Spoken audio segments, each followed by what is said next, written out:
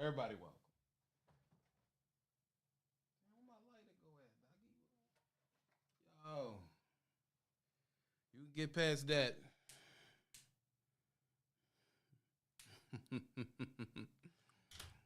My big shiny Negro lips. You feel me? If you get past that, man, you make a couple dollars. You feel me? Peace to the God. What my phone is, doggy? Oh, there we go. There we go. I know it's hard to get by, man. Newski first to hit the kids, yeah. Newski, you gonna be a thou wow, doggy? What happened? You was in there talking big shit the other day. You know the culture doesn't invite us in. Y'all see the. I'm gonna go on this rant before I get into how trucking changed my life.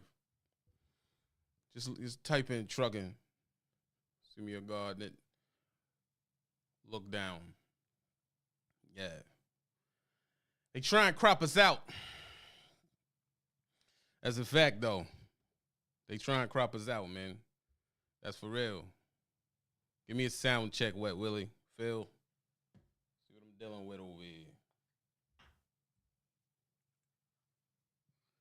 We're going to get into it, but see, what you don't understand is when you come to the replay, here we burn miles. That's the point.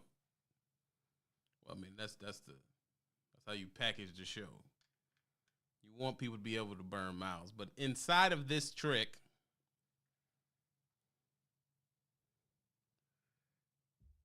Phil says audio is good. Fastland says low. Block them. On top of this trick, Joel, I see you for hitting the catch. Yeah. You're supposed to learn something. You understand? On top of this trick, you're supposed to learn something. You are not supposed to come here and learn nothing at all. You are supposed to put this on the Bluetooth. Let's get the rules out of the way because we have a lot of new subscribers who they don't really understand the culture. You hear me? They don't understand how we do things here.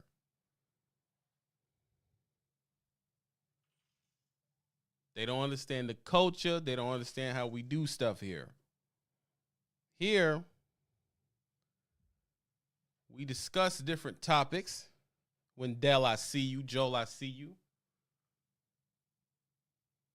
With the hope that it helps you think. That's the hope. Hopefully you'll think and find something in here that, you know, it may apply to you. Here is deeper than views. Because trust, this does not help us get views. You're not going to get no clicky stuff. You're not going to get, you know, how to put down your landing gear. First, grab the thingy thing, spin it around in a circle. Make sure your truck is good. And that's how you do that in trucking. You're not going to get that here. You're not going to get it. Okay? I'm not going to stand up on this back chair and bounce my cheeks and pop them for you. That's not what you signed up for. You hear me? I'm not going to give you that. I'm sorry. I'm not bouncing my cheeks. It ain't happening. Honestly. Not going to do it.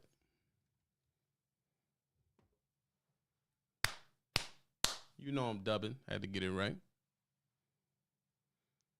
I'm not going to promise you that if you pay me a couple of dollars, you're going to make $77 million a mile. You're not going to get that here. I just want to get the stuff you ain't going to get out the way. Let's get that out the way. You're not going to get that here. You're not. This is not signed to rape your records. I'm not interested in selling you some bullshit. Not going to get that either. I'm not going to separate you because of your class, your race, or your sexual orientation. I'm not going to do that either. It's not what this is about. I speak truth to power, but I do not want to exclude. Not interested. But I will tell the truth. You did the business. So you'll get that.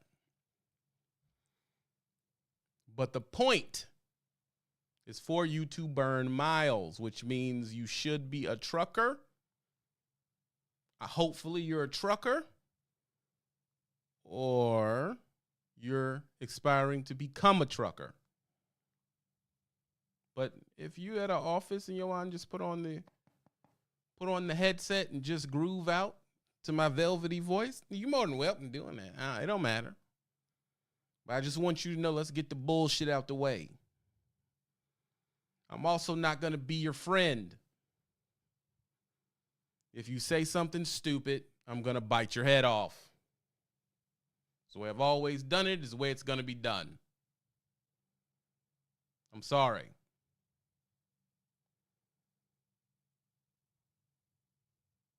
The culture has gotten mixed up where a lot of people who had a lot of other options has been able to get into the game. People, they had options. They could have went to college. It could have been anything. But they ended up here with us.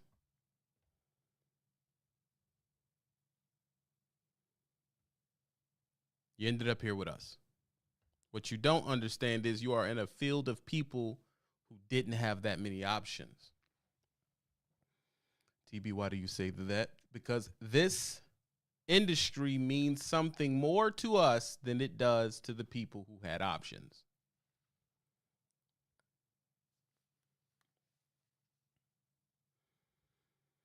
And as David Chappelle said, never get in the way of a man's food.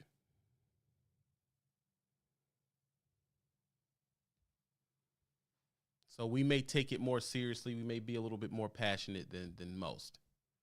And I'm talking about us. I mean the people who usually come to this live and spend some time with me. Terrence Morris and Wet Willie, Angelique, Phil, Wet Willie, Q50, Sean. You may not get it, but we will explain it to you. This is a pretty much more of a story time. It's what this industry means to me and how it changed my life. And in the beginning, in the days of old,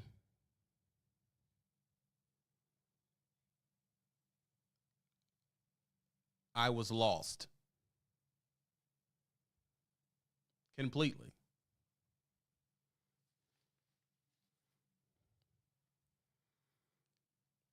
I was on the edge of a decision whether I should try to get into trucking or sink further into my chaos or whatever you want to call it.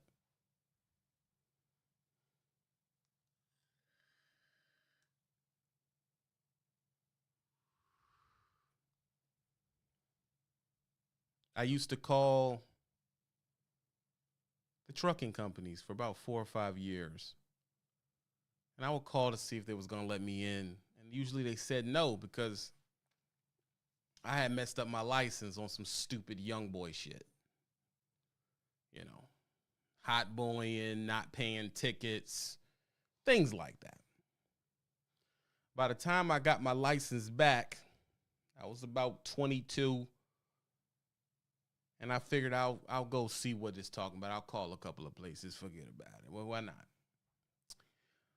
Well, since I was young, dumb, and messed up my license, what did they say to me? They said, no. No. You're a jigaboo. Get out of here. I said, well, why can't I get in? Well, you got some tickets here, you know, woody, woody, woo, that stuff you did when you was 18, 19. You know, we can't take you. Back to the streets I go. I'm smirking drugs. I'm having a ball. You know, I ain't gonna act like I was just depressed. I mean, I was, you know, fingering chicks, doing drugs, getting coochie. You know, I'm living the life. You know, bitches and onions. I'm just chilling. I'm having a ball. Next year comes around down the county. I call again. Hey, look, man, you know, I haven't messed up my license or none of that. I haven't gotten another ticket. It's like, yo, I'm in the street right now. Like, I really need to try to get in. I mean, is there anything I can do?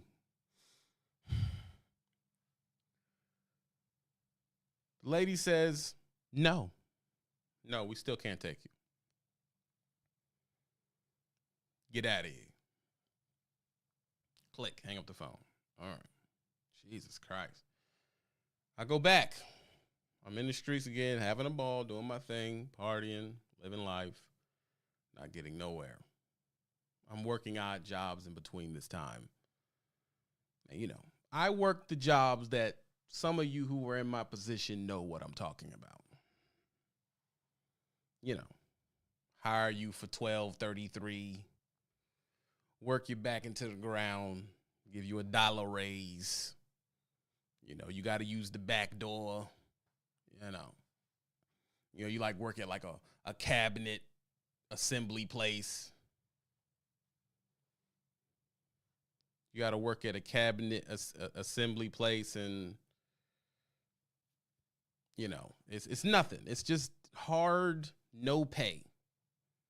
You know, I worked at a place where I was a pipe layer for a minute.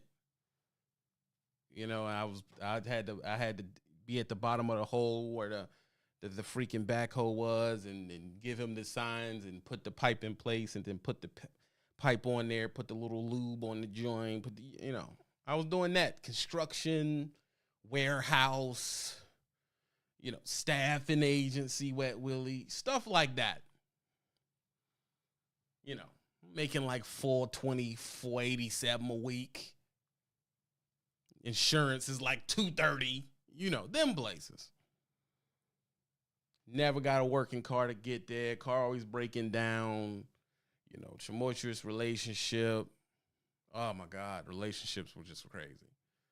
You know, I'm getting kicked out. You know, I ain't got no place to live. Sleeping in my car sometimes. Going back down the county. I mean, just dumb shit. Dumb shit, man.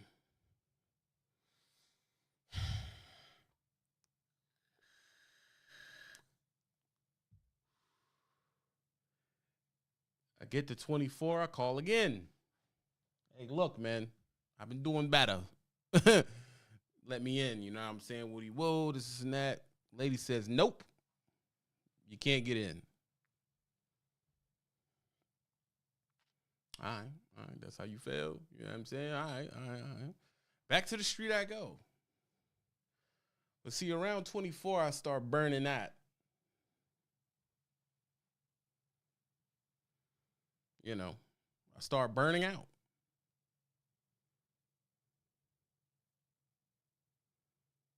I'm tired of the drugs. I'm tired of the hangovers, the drugs. I'm tired of the knockdown, drag out arguments with raggedy biddies I'm dating. I'm tired of not having no money. I'm tired of not understanding credit. I'm tired of barely keeping my license, because they had me on an SR22. A lot of y'all ain't from the slum part of the good, so they don't know what I'm talking about.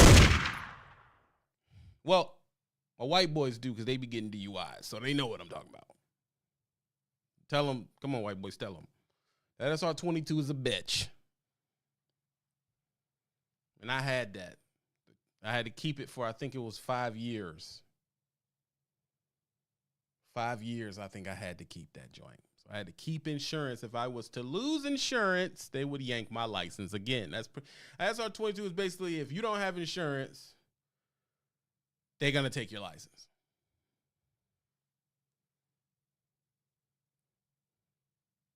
I think that was it, Angelique. 3 years. 3 years. I had to keep that joint. So luckily at the time I was on and off messing with this little shorty down the county. She put me on her insurance and carried my SR22 even if we was breaking up and all that, you know. So I end up getting it done.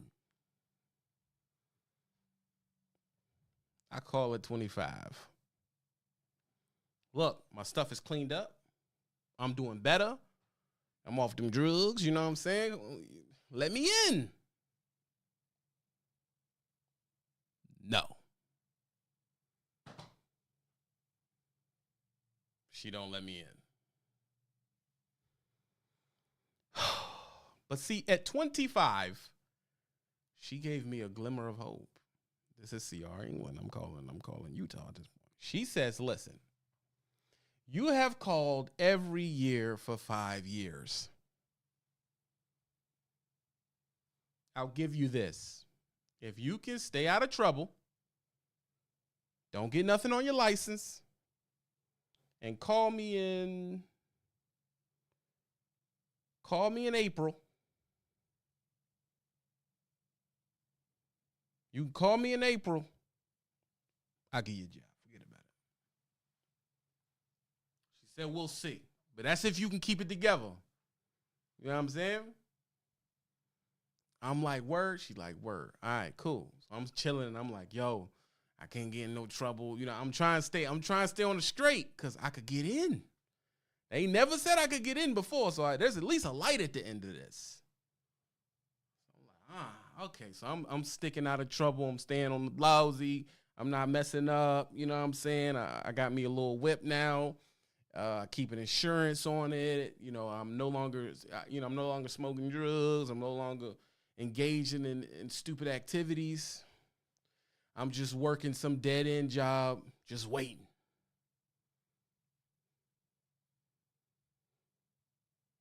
I'm just waiting. Time goes by. I don't know if you people with all the options and people with all the potential in the world can understand what I'm trying to say. I don't think y'all can understand what I'm saying, bro. Because y'all walk around with a understanding that trucking is junk and you're just here to be here. That's how y'all walk around. This is nothing. I'm just here to be here. I'll work it for a couple years and get out. That's how y'all working. But to a cat like me, it was like the league, bro. It was like I was about to get in the NFL. I was about to get in the NBA. That's how it felt. And I also believed ain't no way I'm gonna get this. Ain't no way they gonna give me this. That's how I'm looking at it. Because you gotta understand, as you come in, everybody comes from different levels of a society.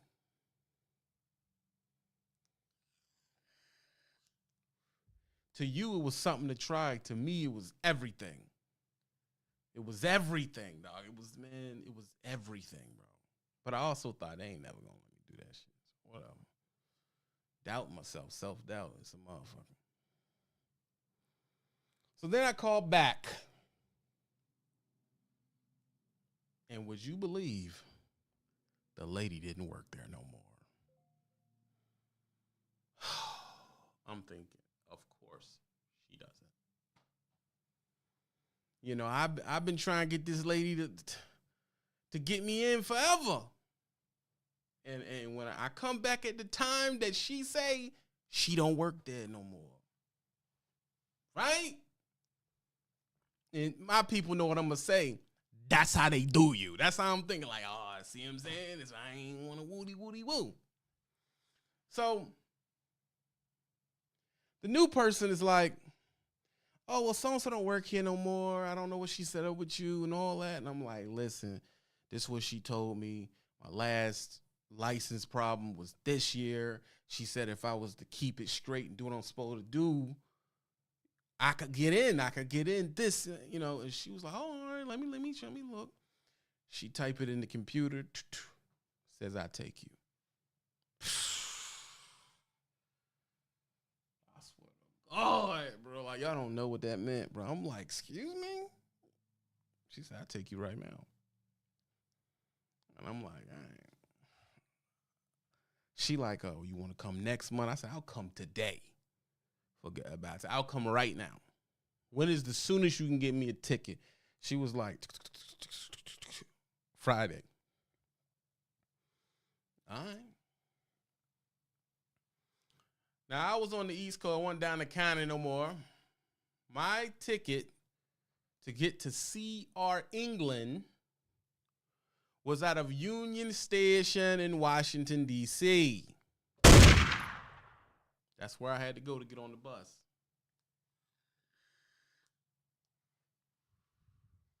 I didn't research if CR England was a good company. I didn't research the pay scale. I didn't give a shit about none of that. Didn't care. I'm going. I had me a duffel bag, green bag. I had a green bag my brother gave me when he was in the Army. I had an Army bag, the old rucksack joint that you just fold at the top. I had one of them and a backpack, a Jam Sport. You ain't from back in the days, you don't know what I'm talking about. But I had a Jam Sport. And I had about $50. And I go hops on the Greyhound. I had to take the Greyhound. I had to take the Greyhound from Union Station in the city to Gary, Indiana. I let that soak in for the people who took the Greyhound to the plantation. Lo, I see you. Slid in here. I had to take the Greyhound from Union Station, Washington, D.C., all the way to Gary, Indiana. Yeah, that's where I passed the test to get my license, Gary, Indiana. It was about 2.5 days. It was like 28 hours plus rollovers type, because I had to go from there. I had to stop. We stopped in like Ohio or some other places. But I had to do a layover in Indianapolis. Now, in Indianapolis, I'm just on the street with my bag in a crazy part of Indianapolis till they come pick me up. So I was out there for like 5 hours, just sitting there with all my belongings and just bums walking by. And I'm just sitting there just like, I wish you would, bro. Like, you don't understand? Like, I'm coming straight out the brick. I'm with it all. Like, it don't matter to me. I'm just posted, like, just out here smoking Lucy cigarettes. Like, I'm doing bad out here. You know what I'm saying? I had me like 2 packs of Newports. You know what I'm saying? And I was trying to, keep them together because I didn't necessarily have no money to be reeing up on $7, $8, $9 packs of cigarettes. Because as you go through the states, the cigarette prices fluctuate. This is real shit. Y'all don't know what I'm talking about. Y'all don't know what I'm talking about. Yeah, y'all don't know what I'm talking about. So I'm sitting out there. I had conversations with bums, walking up to me. Where you going, young boy? Where you going? I said, man, I'm here. I'm trying to get to trucking school. You know what I'm saying? That's what's up, bro. You do that, man. It's good you do that trucking school thing, man. I'm having talks with them. Cats is sitting next to me, just striking up conversations. The dude that was on the bus with me, he's standing next to me, and I cannot make this up. If Troy Smith was here around, he could tell you. This guy was on the bus with me, and he's standing next to me, and he's just doing this. That's how he's standing. He's just standing next to me, and he's just standing like this, and he's just doing this. Not saying nothing. He's just like, He was just doing that. I don't know why. But my mama raised a decent boy. So I was nice to the guy. We were on the bus. I didn't think he had food, so I was like, yo, you got food? And he would stop doing it. And he would talk. He sounded normal. He would talk. He was like, yeah. He was like, no. So I had got him some food out of my $50, you know what I'm saying? So back then, there was a such thing as a fucking dollar menu, so it was nothing. I went in there, got him a small, you know what I'm saying? Bust down a $7 situation. I got a burger. He got a drink. fries, bam, there you go, Playboy. Woody, Woody, woo. He said he was coming from somewhere else. So I was like, whatever. So at that point, he just followed me around. He had his itinerary. He knew where he was going. So it was whatever. So I'm basically posted up in every city they roll us over in with the rockin' dude. Whatever. I'm not tripping. I'm thinking he's going to get off. No. Come to find out, before we switch buses, I'm like, yo, show me your itinerary. You know where you're going?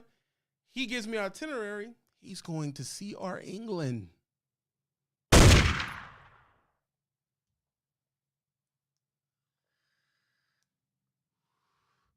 I'm like, yo, okay, whatever. So, we get there. He passed, by the way. He got a CDL. There's no excuse. There's no excuse for y'all. He just, I don't know if he had Tourette's.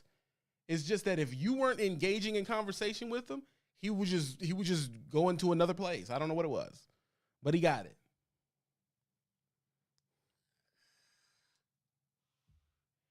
And is that you?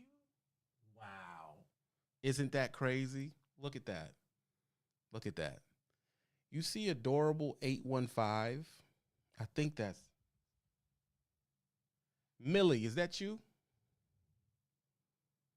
Millie, is that you? Let me know. I'm going to wait. Yes. Okay. I'm just going to say Millie. It's going to say Millie. That is the person, her right there. That is the person that paid $4,866 to get my license back. 15 years ago. Literally, if she didn't do that, I wouldn't be standing here. That's who that is. That's an ex from long, long time ago. She is the person who paid for Trucker Brown out of her money to fix my license.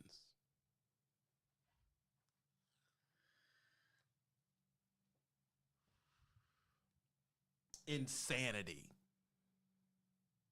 By the time I got on the bus, we weren't together no more because I was off the chain back then. But that ain't the point. The point is, she did it. Didn't have to do it. Didn't have to do it, bro. But just did it. You want your license? Wow. I mean, not installments. None of that. Just cash. There it is. Get out my face. Stop talking about this. And it was done. You know how they do in those immortal type Spartacus movies? And so it was done. Yeah, and this is not 4,000 now. This is 4,000 in 2000. What year was that, Mel? That was like 2008. 4,000 meant more back then. It meant more back then. Now y'all blow that on shoes, forget about it. What are you gonna do? So I get to the school and I'm thinking, I got $50 to my name.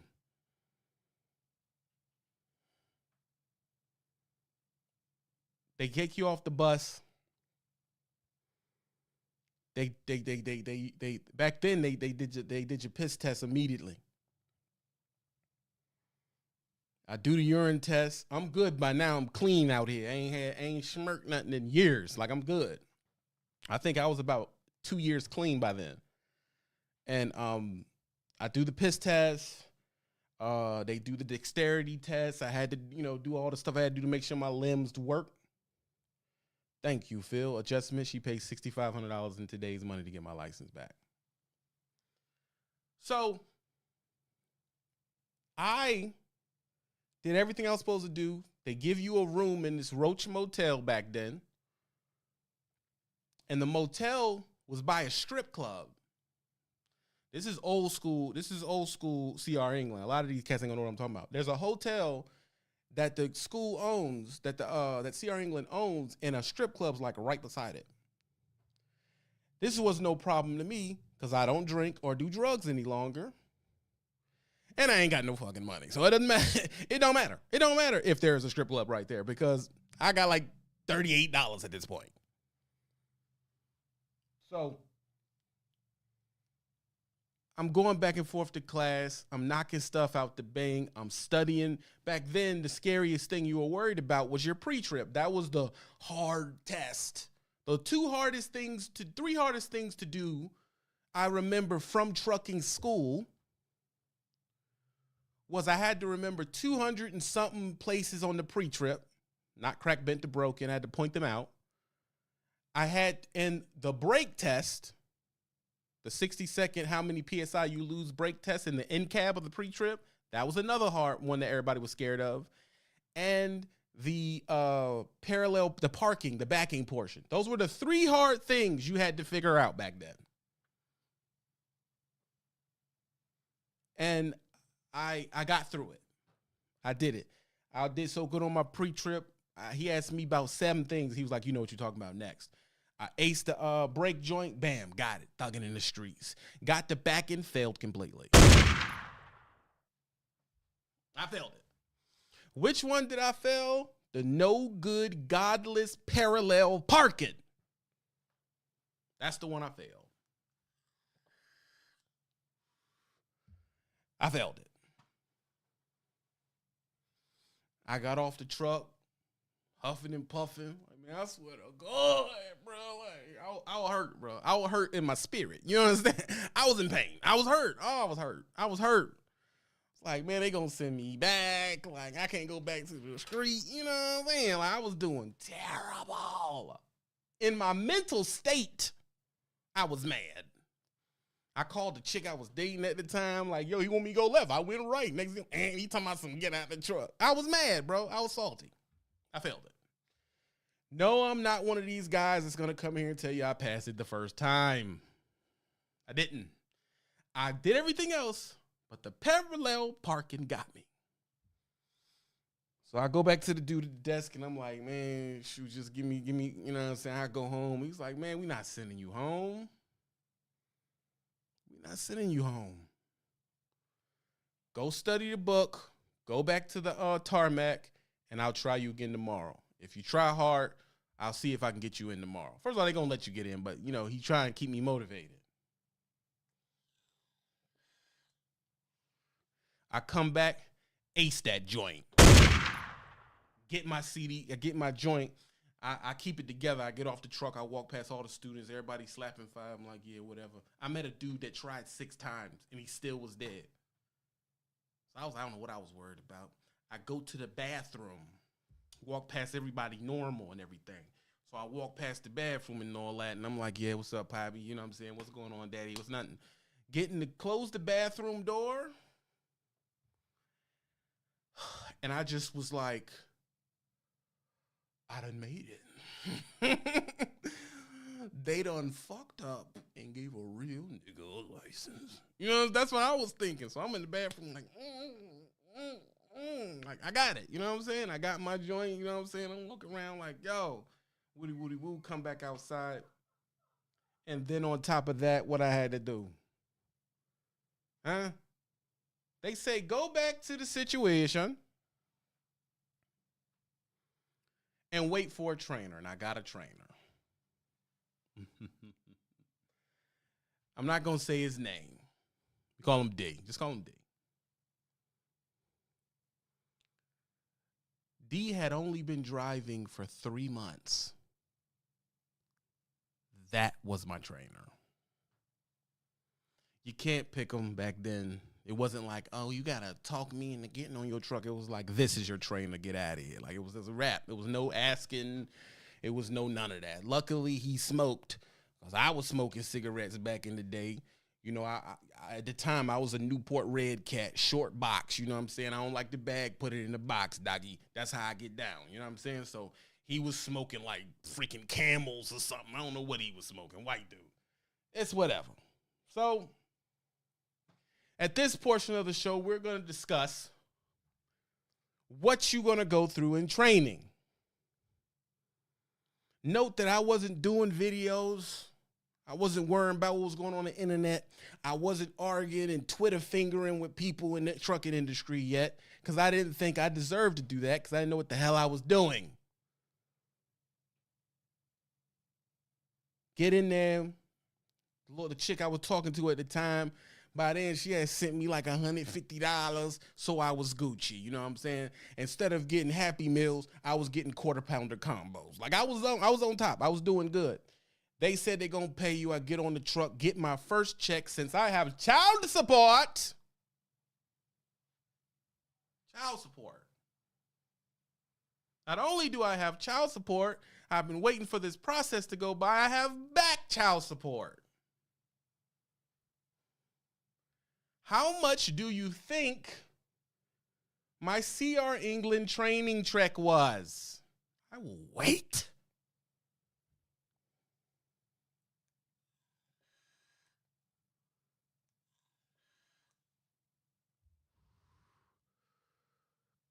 Because I wasn't balling, man. I won't balling. I can't even be telling y'all all this, man. Because it messed with my spirit and my emotions. My check was $197, bro. I'm like, oh. I'm thinking, yo, my check gonna be like $900. No, what I truly thought all truckers got $2,500 a week. That's what I thought, because that's what they say in the hood. Yeah, you know, my uncle a trucker, they make like $2,000, $5,000 a day. Like, so I'm thinking my check at least gonna be $2,700. You know what I'm saying? Negative. It was not $2,700. It was $198. $198. That's all I got. I got $400, but my baby mama took half that, so it was like I ended up with $198, man. Because then my baby mama got half. Then I had to give up for taxes. I ended up with $98, $198. That's what I had to live on the road. And Gideon, what are the guys getting at Prime right now? Going into if you go to Prime right now, you go to the place down the counter, what are you getting? What you getting? $1,200 for training. You lucky sons of bitches. Oh, I can't stand y'all. And y'all got audacity to get there and be like, this ain't the best company in the world. You getting $1,200 to be a trainee? I feel like that's too much money, bro. I feel like they're getting y'all too much money. I feel. Look, Rookie Fitness. They don't know. You remember that I was in the red truck talking about it? Yeah. And I'm thinking, well, this has to be a mistake. Because in the hood, they say all truckers make $25 a week. Where's my money? I call payroll. Hey, shout it, listen. This Diggy Down Brown. You left off about $1,800. Like, you left off about $1,800 off my check. She say no. It was like a breakdown. You get paid like $550, something like that. Gotta pay tax, gotta pay this, gotta pay that, gotta pay into your health insurance. Then, you know, you had a garnishment of this much, and you end up, that's what you get, 198. All right, well, this is what I get. This is what I get. While y'all getting $1,200 a week for training, ain't this a bitch? Go through training. My trainer, who's making $3,000 a week off me, because I'm Diggy Down Brown and I be running that way. You know what I'm saying? I'm knocking it out. He also decides that I don't like night shift. I'm with this dude for a month longer than I'm supposed to be. That's another conversation. The whole time I'm with him, he had me on nights the whole time.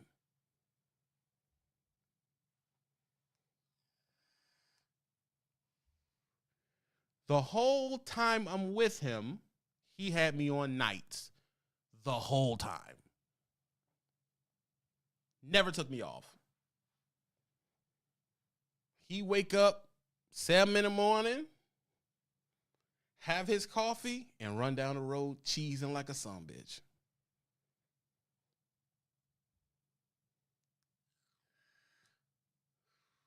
But there's nothing I can do about it. And you know how I felt? You know how I felt on the inside born gristle.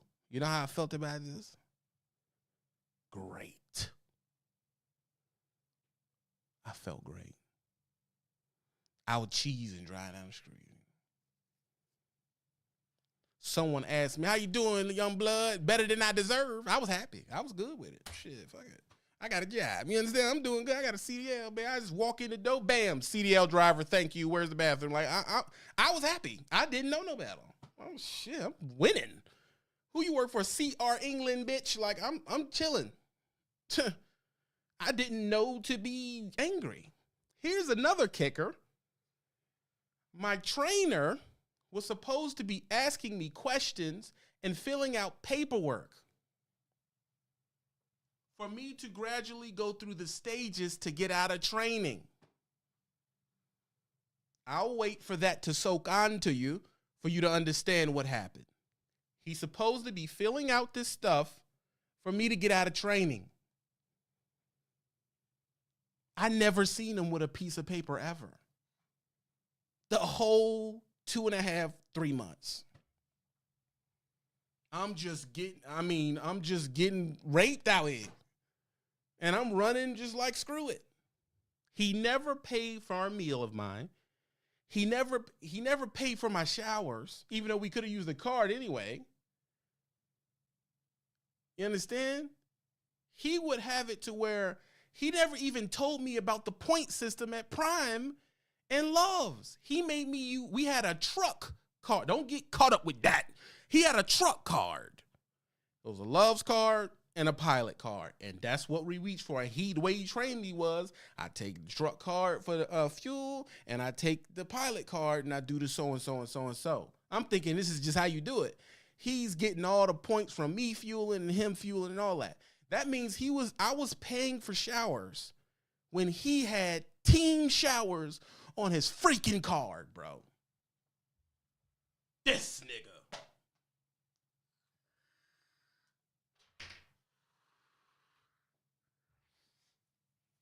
But that's how they do you.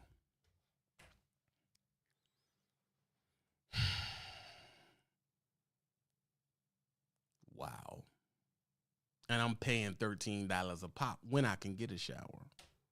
And when I took a shower, he didn't. He took a shower like every 2 weeks. There was so much trash on the floor, you had to step from your chair over the trash to the bed.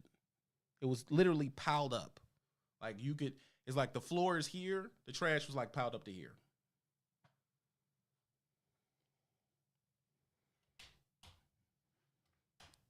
And I did not get off his truck. I stayed on it.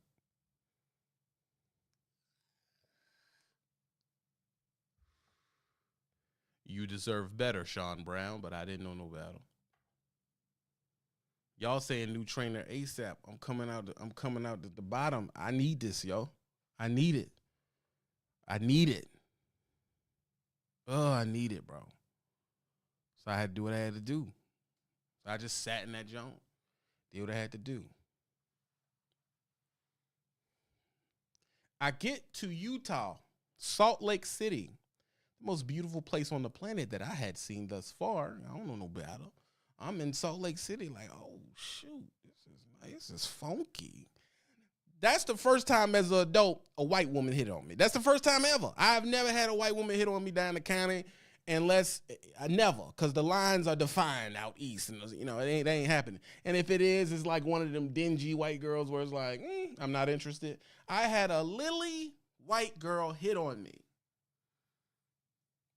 Don't know why. I remember it. I'll tell you where it was. CR England's headquarters is here. Sometimes when we had free time, Gideon bam him, please. Sometimes when you have free time, you walk outside of the CR England building, walk down the frontage road, make a left by Central Refrigerated. There's a dealership right there, and there's a Target back there. And we go back there and get stuff or whatever. And the white girl was on me. And I didn't do it. I swear to God, I ain't do it. I ain't getting no choppy, none of that. I was like, no, thank you, sweetheart, but you got to get off me. So, it is possible, Gideon, yes, because he wasn't the sharpest tool in the shed. But I get back, I do my sit down, and they ask me, well, man, you're really not passing the test. And I say, excuse me, test? What do you mean by test? What are you talking about? I ain't fold, Alfred. I swear to God, I ain't do it. I thought about it, though. I shit this joke. Because I was out for 3 months, but I ain't do it, though. So I get to the office. They say, you don't have no problems with driving. You don't have no critical, none of that. But, you're not passing the test. I ask him politely, what test? He says, you're supposed to be doing tests and stuff while you're out there. That's how you go to the next phase. He told me I was behind. Because I didn't pass no test. I said I was never administered a test, ever. He says, oh, okay, I've seen this before. So basically, he didn't want you to get off his truck, so he just never did tests, and he just got made money off you. Wow. This story hurts people's feelings. This story is not interesting content. That's why only 3 people hit the cash app. I get that. I'm just trying to be very direct with y'all. I'm not going to be on here too long. I'm going to get on off here because y'all not feeling this. But I'm just telling you what happened to me. So I inform him, listen. Me and his interaction when I go back to get my stuff out of his truck is not going to be a good one. When all you can't spaz on him, I say, you're not understanding. You got to keep in mind, I'm a street nigga. If you get out of line, I'm going to get street with you. Kevin Gates. I'm from a place, if you stupid, you die from it. What do you mean he didn't do the test? He said, you're only supposed to be in this phase for 4 weeks. This nigga here. He kept me for 2 extra times. What? So you think I could have been off the truck? Oh, yeah. If you would have passed the test, you'd have been off. Wow. That's how you do me?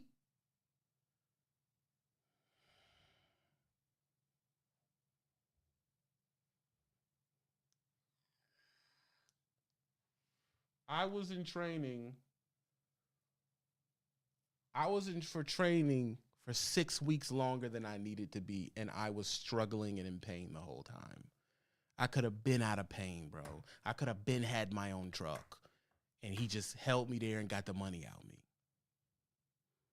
I'm doing $625 a night, gutter, and he just pocketed all the money and never did nothing for my benefit. Never did nothing to get me out of that position. White boy from Tennessee. Yeah.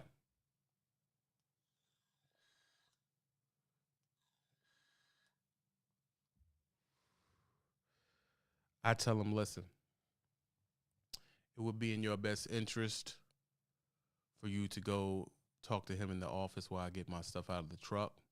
Because if I see him, it's on site. I'm just letting you know that right now.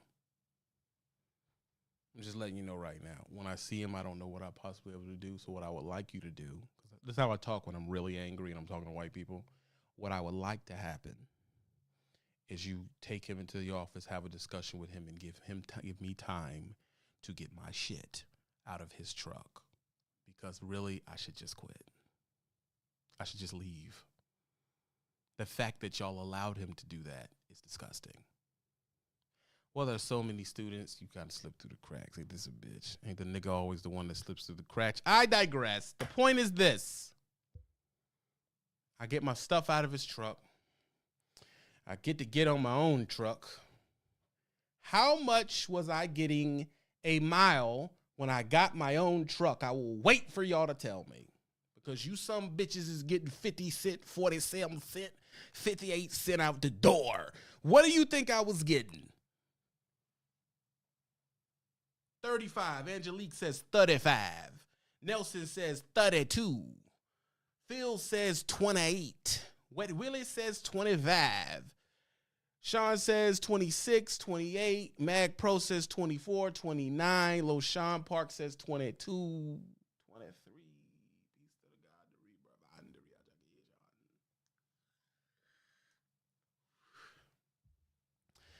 I was getting 24 cents a mile.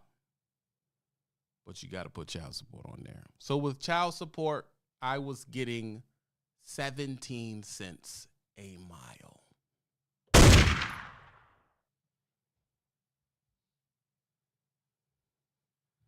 But that's your man's, dog.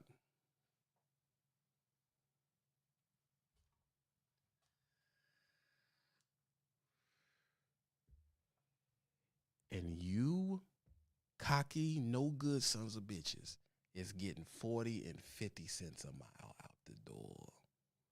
And got the mitigated gall, the audacity to complain this company ain't all that good. So, when you hear us say, I got my license from the plantation, that's what we mean. You took that 24, you cocky son of a bitch, and you be happy about it. You be happy. Ain't nobody say, oh man, it 24 cents, I'm mad. No, we was cheesing like a son of a bitch walking out of there. We thought we done made it. Now, I didn't know, there was no correlation on how I'm going to get this 24 cents to $3,000 a week, but that's what I still thought I was going to get, but I'm not going to get that. I'm company at the plantation waiting on my check to hit. And I'm thinking I'm about to get $37,000, and my check was $480. 3,200 miles. Reefer. Walmart runs. Reefer, 2 o'clock accounts, 3 o'clock accounts. Walmart, doggy.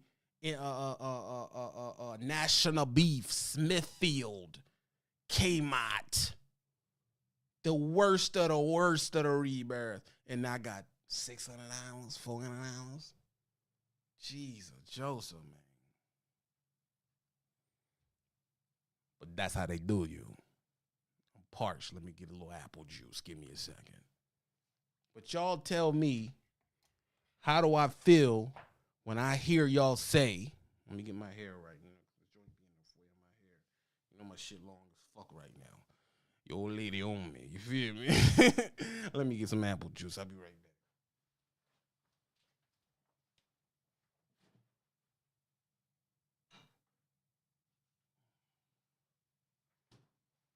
Peace to God, the rebirth and the re-education. It's only for the nation.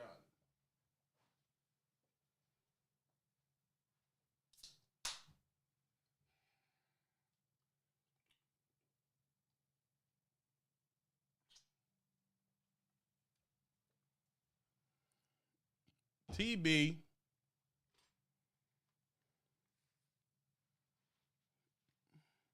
What is the point of this story?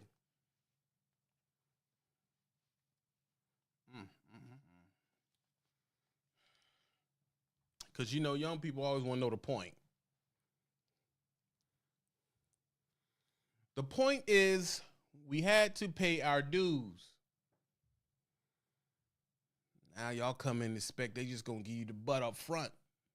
That's it. I got to get the cheeks. I'm good. I make 100,000. No. That's not how that works at all. You actually got to pay your dues first. That's what I had to do. Even though I wasn't really making no money, the funny thing is how the culture changes. I still had the biddies on me. You see what I'm saying? Because a trucker wasn't a bad thing back then either. You heard me? So I still had a little pull in the street. You know what I'm saying? She was like, oh, you a trucker? You be driving in trucks? Like, yeah. It ain't like how it is now. So it's like, it didn't hurt your vaginal intake. It didn't hurt anything like that because women still thought it was dope. Not anymore though. That's not a thing now. So you're gonna have to figure that out. I don't know what to tell you about that, but I still was hot out here. Oh my God, I pulled into town. I went back down to Chattahoochee, pulled into town like I was the man, bro. I thought I made it. I have made it. To me, in my mind, it was like stockbroker, then me. That's how I thought. I thought I was the man. I thought I was the man. Shit, bro. Please, I'm a rich nigga man in your life. Like I was out here. I was not all that, but I felt that way. I had a plum 2014 Freightliner Cascadia. Yeah, I was hot. I was hot out here. I ain't gonna lie to you. No buttons in the dash. The nasty 2 circles. None of this digital dash shit you niggas got. It was just 2 regular joints. It was like a tack, and it was like the speed. That was it. That's all you got. Couple of lights. I had no buttons over here except for the the lift it up and down button. That's it. Most of them joints was blank. I was analog pimping, as they would say. Yes. I still thought I was hot. But I kept my shit clean. I took it, so I was about to pull into town. So I pull into the Blue Beacon. I had me a can of the foam tire wash. See, a lot of you cats use the spritz, but that joint wore it down. So I used the foam joint. They got the fancy car on it. It's like a black car, and it's real fancy. Costs like $6. So I'm at the truck stop doing the I'm a rich nigga laugh, like cleaning my joint up. You know what I'm saying? So whatever. So before I pull into the joint, I'm outside getting all my shit clean and washing my chrome up. Everything, the little bit of chrome I had. See, back then you had the nasty gray bumper. The bumper wasn't even painted. It was just nasty gray. Like, that's all the fuck it was. So I was like, all right, it's cool. So, I went there, I made sure I got my tires done, though. So my tires was done good. My chrome was shining. My shit was flashing. I had the window rolled down. Back then, I was bumping, I forget. I think I was either bumping I Don't Get Tired. I Don't Get Tired. And I Don't Get Tired. I was bumping either that or I was bumping something else. But I was thumping that joint, right? Bob telling it through the streets. Like I felt good about my career choice. It's what I am trying to convey to you. I felt like I made it. I freaking made it, bro. You know, there's like running Amazon, and then there's me. That's how I felt. I felt I was right next to him. It's like, I'm kind of like a CEO, but you're not, though. You're poor. But I didn't know. My confidence was high. The biddies was on me. I was a little thinner back then. I done got a little chubbier now, but, I was a little thinner back then. And, I pulled through the hood with that joint. Yo, I'm all leaning like this here, but see, it wasn't no automatic. It was a manual. Not trying to pick on y'all. It was a manual, but it was it was nothing fancy to be talking about. So I'll pull up, hop out with the limp wall, like, what's that, please, and all that. I thought I was the man, bro. I did convertible. I thought that it was like that time, bro. Like I thought there's like Michael Jackson, and then there's me. Like I thought I was the man. Every woman with a vagina wants me. How could they not? I'm me. Like, you don't see what I'm driving? And back then, you still had a little pull. Not no more.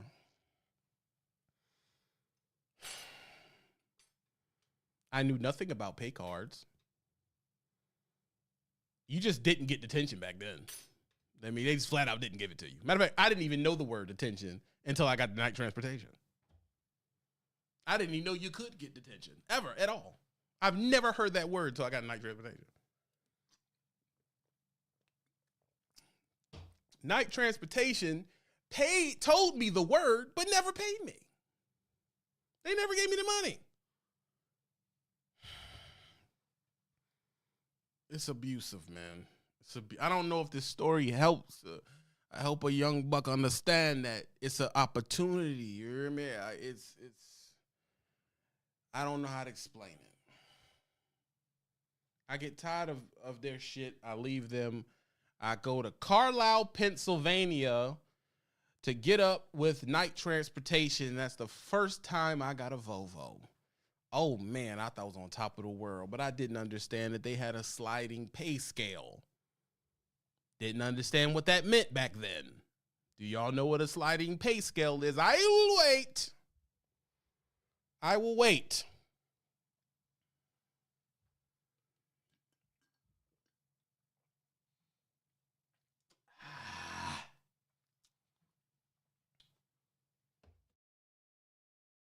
End theme says, I know. Do you know what a sliding pay scale is?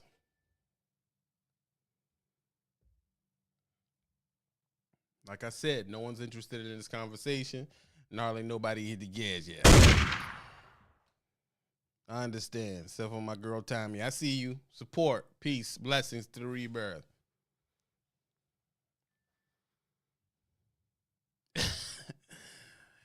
Different CPM based on miles. That's a good way to put it. The further you go, the less you get. The further you go, the less you get is an excellent way to explain what it is. So I'll give you a slight breakdown of what it was back in the day. Basically, if I went under 100 miles, I get 100 hours. That ain't bad. I go over 300 miles, I get 40 cents a mile, 30 cents a mile. If I go like 1,000 miles, I get 30 cents a mile. And so forth on and all that. Other words, it was bullshit. It's impossible to calculate your check, and I was never happy with the check that I got.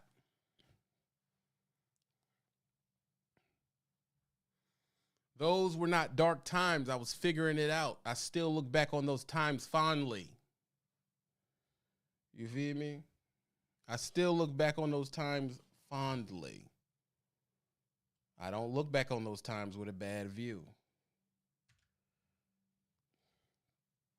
I had a couple of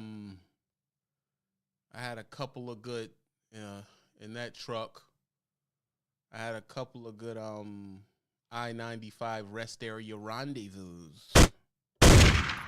Yeah, because I don't think a young buck wasn't busting cheeks in there. I definitely was. Oh, yeah, it was some nasty, sticky shit going on, so it was whatever. I'm just going to be real with you. But listen, I did not feel as if I was being taken advantage of yet.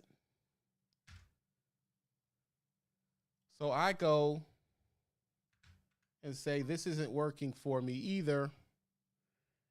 And I head to Melton Truck Lines. This is all within a year. Yeah. I was a job hopping animal.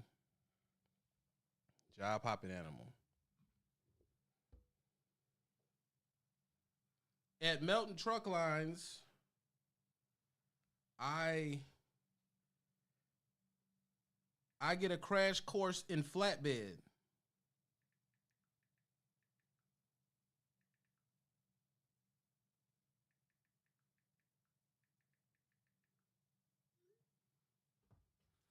I get a crash course in flatbed.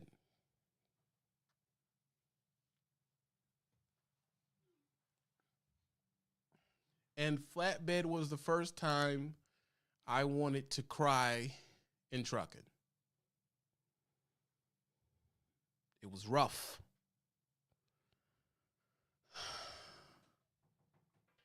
Melton liked to carry steel.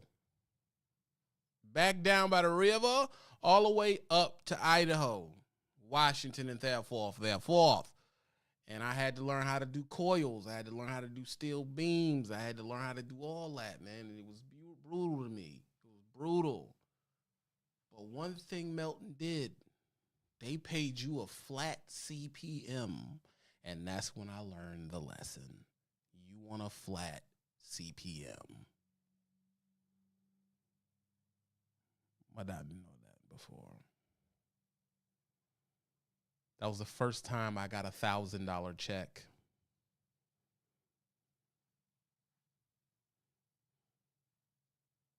That was the first time I got $1,000 check, man. And I stood up in my cab and I just did the jigaboo. Getting money, baby. I was happy. Got $1,000 check. That's also the first company that ever gave me a raise. Yeah, the first trucking company gave me where they called me and said, yeah, we're going to boost you to this. I said, for real. First year, I got 37 cents a mile walking in the door. They bumped me up to 51 cents. And I think I ended up, before I left, I was at like 43, 44 cents. I was also melting is the first time I got a $2,000 check. First time I got a $2,000 check in my life from doing legitimate shit. I thought, holy shit. I called the lady and said, something wrong, baby. It's too many zeros and the number's funny in the front. You feel me? And she said, no, Sugar Plum, that's you. I hung the phone up on her and I just went off. I told you that I do it on real. I don't give a fuck. Nigga try to hold me down.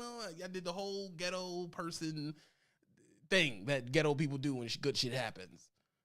Who the realest in the world? I went in the truck stop, bought like $300 worth of trucking gadgets I lost. I don't know. I just acted a fool. I was like, oh, I'm getting money. Oh. They might as well put my face on the dollar because I'm getting paid. It changed my life. It gave me confidence. It gave me confidence. What every person that have known me back in the day, and if they knew the trials and tribulations that I had went through, you were dealing with a man with no confidence, no income confidence, no learning confidence, no personal confidence. I just didn't think I was good. I didn't think I was smart. And trucking explained to me that you not only have confidence, you're not only good enough, Mr. Brown, you're the fucking shit. You're the shit. And I thank trucking for that. That's how trucking changed my fucking life. Because now you can't just say any old thing to me, Shawty. What you mean? What you mean? Like, if I come back into town, you dealing with these local land, nigga, bro. Like, I'm OTR cat. Treat me nice, y'all. You gotta treat me nice. That's a fact. You gonna have to treat me nice because I'm really getting money like that. Like, you can't talk to me any kind of way, baby. I'm up here. That's what my confidence is. And it ain't if I can get with you, it's if you can get with me. You know, that's how I'm feeling. I feel good about myself. I look in the mirror and think, I'm fine today. Like, that's how I'm feeling. And I love that trucking gave me that, dog, because the truth is, without trucking, I won't never supposed to make no money, nigga. Not no nigga like me, I won't. I won't supposed to make no money. Trucking gave a lot of y'all more money than you ever was supposed to make in your life, dog. You ain't in a social position to get no money. They weren't about to take you in Maryland Lynch. They weren't going to take you up in Harvard. They weren't going to take you. Let me tell you something. You think Jeff Bezos hiring any of you niggas is hilarious. He's not. They already did the expose on him. There's nothing but Indian and Asian kids up there. That's it. You're not supposed to see no money like that, bro. Not because of your capabilities. Socially, you're not supposed to see that. Get out of here. I'm not supposed to be coming home with $7,000, $8,000, bro. Not legally, I'm not. Oh, man.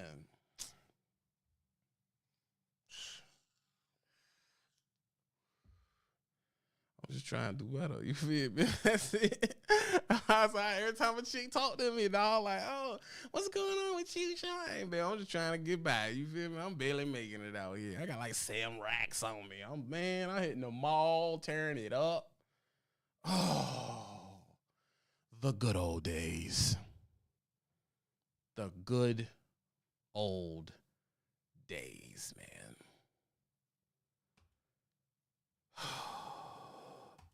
Don't worry about it, Phil. They cannot see you, but they should be able to hear you say something. Now, you got to talk louder than that, Playboy. What's happening, good people? There you go. There you go. It was a good feeling in time, and that's how trucking saved my life, changed my life.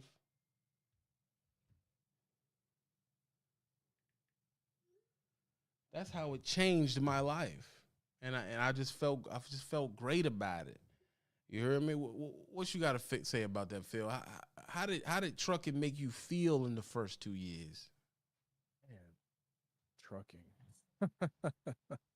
Trucking is the ultimate freedom, bro. Like I remember just even even just getting to school was a journey in itself. Now, of course, today things are totally different, but I remember there was a school in the county next to where I live. I'm from Florida, as a lot of y'all know. Texas is the home that I love also, but yeah, from Florida. But anyway, that's not important.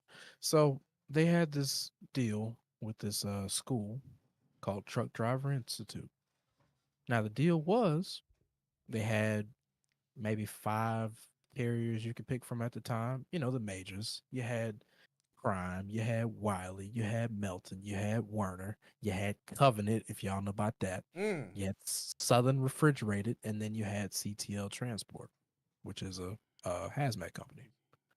Yeah, almost all of So, them, all of them are great plantations. Every single one you said. oh yeah, oh, it's the puppy farm if I ever seen one. Mm-hmm. So the deal was, hey, come over here with us. You can get your CDL, and if you complete the program, whichever of these companies you pick from, they'll pay for your license, right? Because mind you, when you go down to this place, they got three options for you.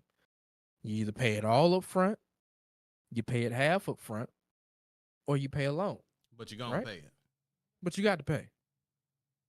Now, mind you, each of them companies I mentioned, they all got different time frames for them to pay off your loan from the school, right?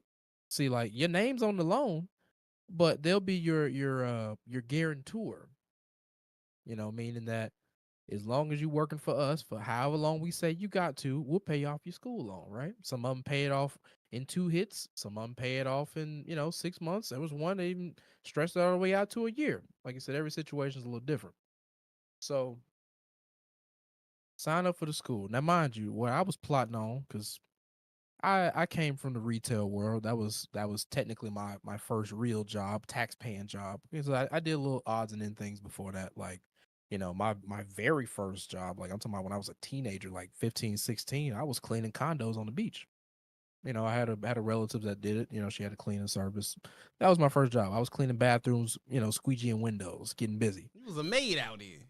Oh yeah, homemade. I'm housekeeping. Yeah, that's me. That was me. you know. But I loved it though, because I was fine. I'm like, finally, I'm making some money. Because before that, man, I had no money. We come from humble means. We never went without, but yeah, we wasn't having it like that. So I was just happy to make some money. Like, yeah, I'll clean some windows. I got to do this for free at the house anyway. Why not? Right. I clean a bathroom or two, wipe down, change some sheets. Like it didn't bother me, mind you.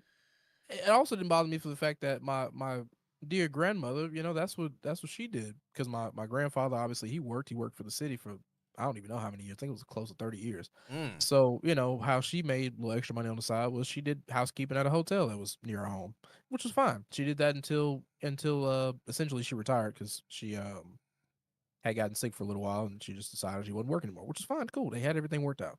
Moving on.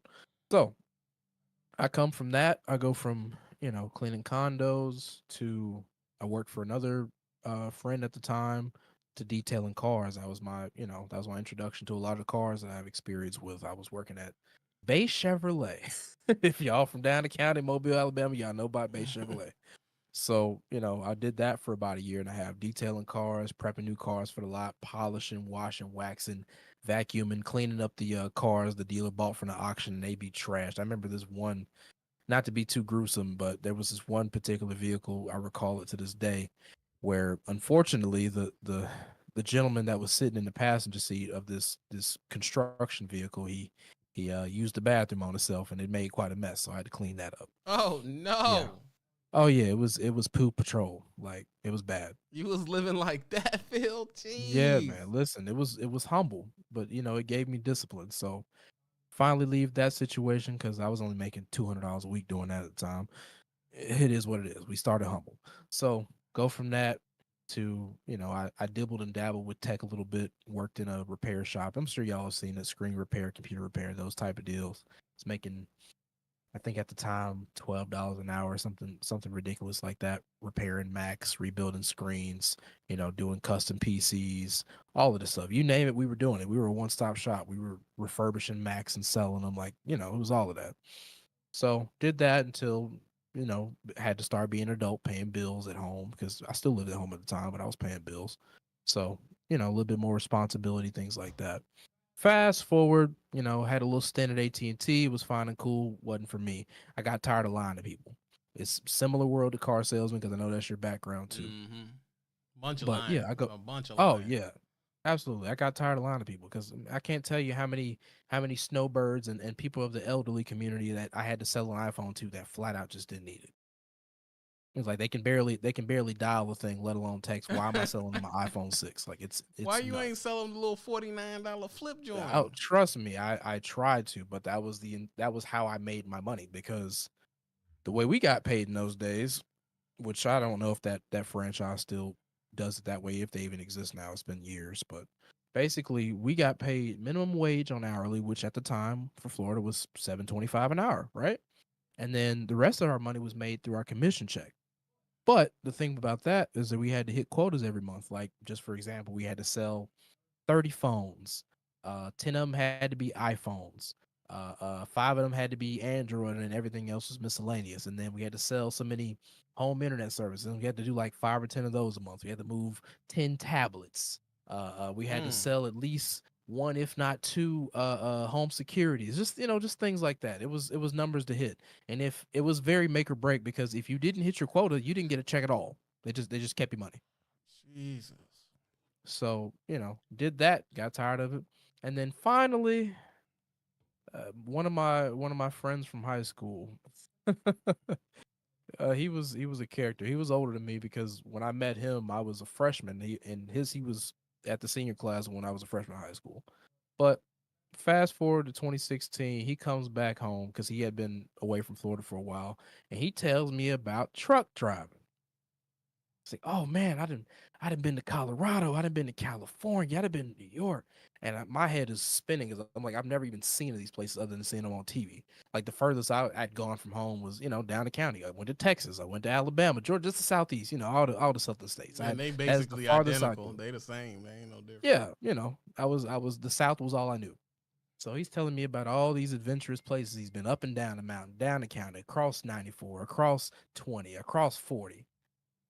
Seeing all these places. And what sold me is he one time on his home time, he came home. He was working for Schneider at the time. Had an orange Columbia back when them was in rotation. The quad eye Columbia, 10 Mm. speed. So we pull up because I went and picked him up from the spot. He's like, "Yeah, man, I'm gonna show you my truck." We pull up to this thing, and this thing is huge. Like I've never been up close to an 18 wheel at this point. Like you see them, but you're just like you don't realize how big it is until you're like standing next to it. It's like God, how do you even drive this thing? So he cracks open the door. I climb up in the seat, and I'm sold immediately. This thing has a bed, and it's the biggest thing on the road. And then he cranks it up, and that diesel get the humming. Oh my God! And it's like you get paid to roll around in this thing. I'm sold. Immediately sold. That just So what then, about it yeah, sold you? man, it's just all of it, bro. It's just like I said, the sense of adventure, the sense of freedom. Like I said, I had never really been anywhere, and was always wanting to go, but I just didn't know how. And it was like this was my opportunity to finally just do something with my life. Because, like I said, at that point in time, my early dreams and aspirations were more or less put down by people around me at the time. Not gonna get into that because that's a whole other discussion. But but yeah, because prior to any of this, which is why I'm so good at it now, is I really wanted to be an automotive mechanic, but I didn't have the right. I'm not saying I didn't have any support at all in my life. I'm not saying there's plenty of good people in my life that I owe everything to this day. But at that particular time, I didn't have the right help to become what I was wanting to be, which was a mechanic.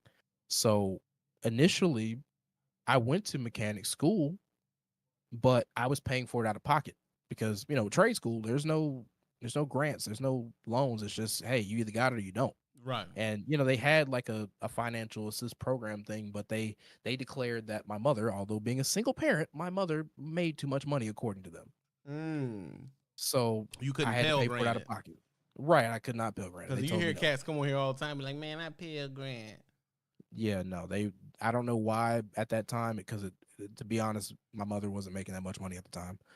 I mean, she's making a living, but not. It's just the money didn't make sense. You you Right. you got to be So damn near dying for them to give you some money, bro. right, exactly. So when that was determined that wasn't an option, I was paying for it out of pocket to go to school to get my ASE master. And I did. I was studying for a while, but I ran out of money, so I didn't finish, which is why I know as much as I do about cars, but I never actually got certified. So life goes on, right? My homeboy tells me about the school. I had heard of it, but I had never seen it. It's over in Milton, Florida to this day. Truck Driver Institute.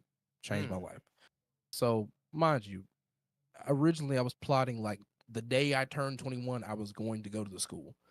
But, being naive and lack of life experience, I got finessed by my old boss to stay at another month and a half while they trained the new person that was going to replace me. Stupidest decision I ever made. I should have quit that day. You'd have had your But license in a month and a half. yeah, right. Mind you, the school I went to was 3 weeks. Wow. Yeah, TDI in and out. I don't know how they do it now, but back then it was 3 weeks out the door. Yeah, so you had your So permit first week, and you were training to be driving by the second week. yeah, so run you down to school, right? So I finally get coordinated with the director over there. Very nice black man. He shout out to him because he really helped me out. So he gets me set up and situated. My mother co-signs the loan for me to go to school. That's good. She ain't had to do Yeah, that. she didn't, and thank God. So yeah, my mother co-signs the loan for me to go to truck driver school. So I get down there and I'm broke because my last commission didn't come through, and the commission I had waiting because I had a heck of a month. My last month at AT&T, they're holding it for 45 days because Just it's the way they put the screws because to they you. wanted to hold your money. Right, right. Mind you, Insane. I had to end up threatening to sue them to get my money. It was insane. Like ugh, never again. So I'm down in county, right? I get over there to truck driving school. I maybe had $200 to my name at the time Ugh. because I've already paid the bills I've had to pay. You There's couldn't not get your another mama to commission send you check no more coming. money? Well, that's how I made it. My mother sent me the money that was left in excess from my father paying child support because he never paid on time, didn't pay consistently, but she would just let that money stack up for us because like that's what you're supposed to do. Supposed to put child support money for your children. But that's a whole other See? So that's a whole other discussion that we ain't gonna it's get just into today. people catching But strays on this yeah, joint. hey, it is what it is. Hey, like I just it's I gotta tell the truth. So mind you, my mother had been stacking, and I love my mother to this day. My mother had been stacking the money to the side, for us just for whenever we actually needed to use it. So we ended up taking the rest of that money. She floated me through truck driving school because the school they put you up in a hotel because they had a hotel that they had a deal with where students. This is just where the students stay. It was like 2 miles from the school. Right, it's down the county. It's off I-10. You'll pass right by it if you're not looking for it. Hot. But oh yeah, so it's down there, and like I said, I'm scraping by. I'm ramen noodling it out because like I said, I ain't got nothing. who was in the school with you? I mean, what was your fellow classmates like? So my school, my class rather, because every week's a new class. My class started with about 30 people. By the time we hit week 2, that was down about 10, Mm. and I'll tell you why. First day, as it should be expected, first day they're gonna drug test you, right? Oh Off no. the rip, 5 people failed. The drug And they test. tell yeah, and they tell you this before you come. Hey, you need to be clean before you come down here. Off the rip, 5 people fail. Jesus. Right? So first 5 people drop out.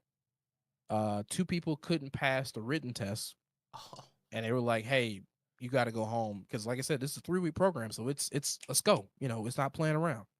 So yeah, 5 people failed because of drug tests off the rip. 2 people couldn't pass the written test, and then throughout the next week and a half, people dropped off because they were drugging after the fact and would get caught because they were monitoring us while we were Wow. staying at this hotel.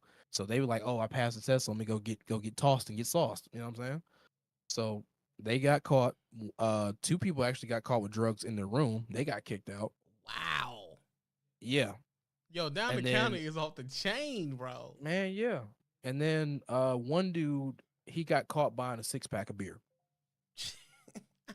He was otherwise clean. He was a nice, solid guy, but yeah, he just couldn't help himself. So because it was a weekend, what it was, because like I said, it's 3 weeks straight you're in a hotel. So he thought it was safe to sneak some beer over the weekend. Nope, they smooth kicked him out. Damn. So As far as the driving goes, it's, like I said, I had that at that point. I'd probably been in a semi truck twice, but I had never been in the driver's seat. And the first day, doing the basic maneuvers, they have us line up in the cones. We're gonna just do pull up and straight line back. And I climb up in this thing, and this is the biggest thing I've ever driven or been in. Like, it's huge. And when you feel that, oh, that's intimidating. Yeah, it is. That's a lot of woman to be handling. You know what I'm saying? And everybody can't handle a So, big woman. That's a fact. man, listen. They okay. So up to this point, they had showed us the 1990s videos on how to operate the transmission, because back then stick was standard. So we know the gear. You got to know your gears. So you ain't no automatic dude. You ain't got no Oh restriction. no, that was not a thing in those days. There was no automatic. Matter of fact, every truck, with the exception of one, was a 10-speed. The guys with Alabama licenses, because they did cross state, they had to practice in a hood. It was a Freightliner Classic with a 13-speed. Oh no, that's beautiful though. Yeah. So all the trucks 10 speeds. So I finally climb up in this thing.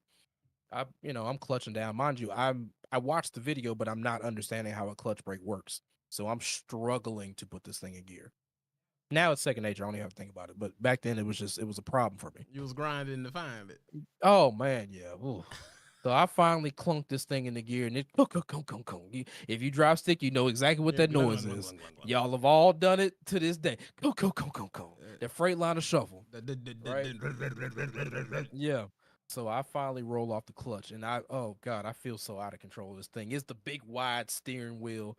Like, this ain't the 15-inch y'all used to. This is the 20-inch steering wheel. This was I think it was a 87 FLD, because it was a retired Coca-Cola truck, and it had a dog leg shifter, the one where it dropped in the floor behind you. Ooh wee. Good gracious, you started raw rough, doggy bro. Boy. Yeah, I'm built different. You know I started in a Century. It wasn't that bad, bro. Oh man, no, they had us in the FLD day cab with a Detroit 13 in it, and that, oh man. So we get in that thing. I get it going. And like I said, this is intimidating. Like, I am terrified. And mind you, it's just idling. I'm in first gear. Like, it's going nowhere. But I am terrified because I feel everything moving. And it's just this big, massive machine, right? So, finally, I'm starting to get used to it, getting comfortable. And we get to the maneuvering. And I can't do a 90 to save my life. Oh, no. You couldn't 90 degree? I could not. And when I say I hit that inside cone every time, they didn't teach you the reference points to look at the landing gear. They stick it in every time. No, the way they taught us was by steering points. So it's like, okay, here's your starting position that you're going to use for lining up. And they had a marker there. Okay, you're going to turn the steering wheel to the right approximately 2.5 times, like full lock essentially, right? You're going to back until your truck is almost a complete 45. Or actually, no, not a 45, maybe like a 25-degree angle. Just a nice kick to it, right? When you reach this position, you're going to straighten your wheel. You're going to back until you see the pivot of your trailer line up with your cone for your entry, right? And then after that, you're going to chase it. And for whatever reason, I could not get that concept down. I struggled and struggled and struggled. Angelique literally says all the way until that was her weakness too. And why is this was everybody's weakness, y'all? It's just because it essentially it is physics. You're teaching yourself a different calibration, a different mental calculation of distance and space and size. You're learning a lot of math, and left means right and right means left. Yeah, and all that and shit. it's messing me up bad. I'm talking about I'm struggling. Like, one day I almost cried. I was struggling so bad. It couldn't have been that bad. It was bad. Listen, the teacher, he saw me getting emotional. It was terrible, man. I was going through it. So what was you saying, like, during the time you were messing up? What were you saying to him? I was like, man, I gotta get this. Like, I have nothing. Like, I literally have nothing. I quit my job. I have no money. Like, I got to figure this out, and it's frustrating me because I can't get it.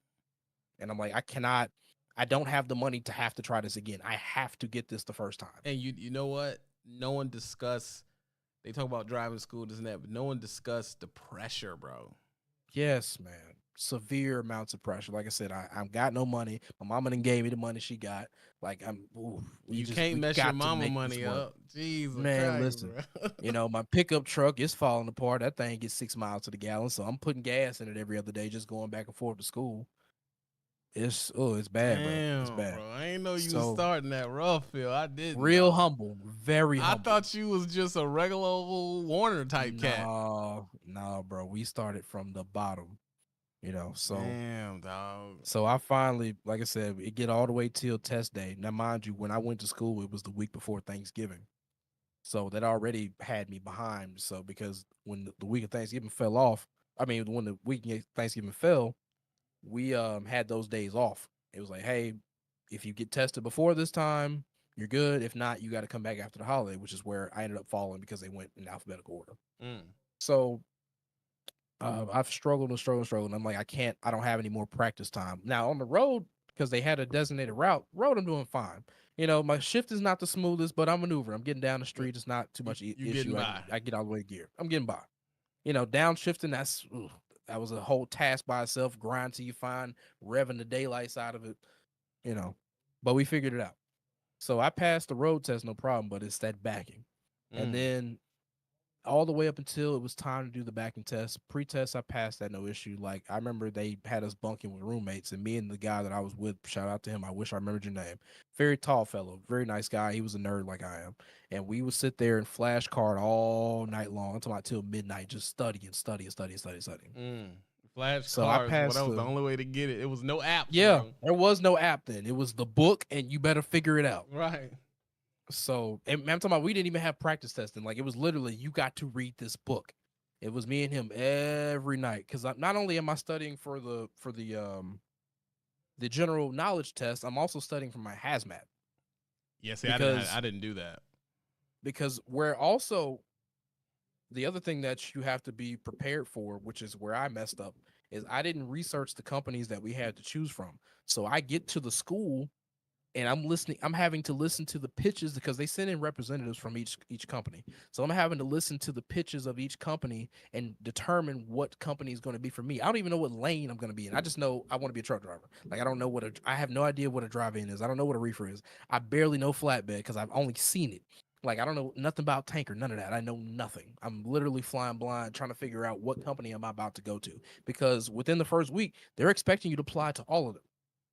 Wow. Because at this time, some of the companies, which is because I originally wanted to be a flatbed driver, but the company that was there, they had an age restriction. I think you had to be too young.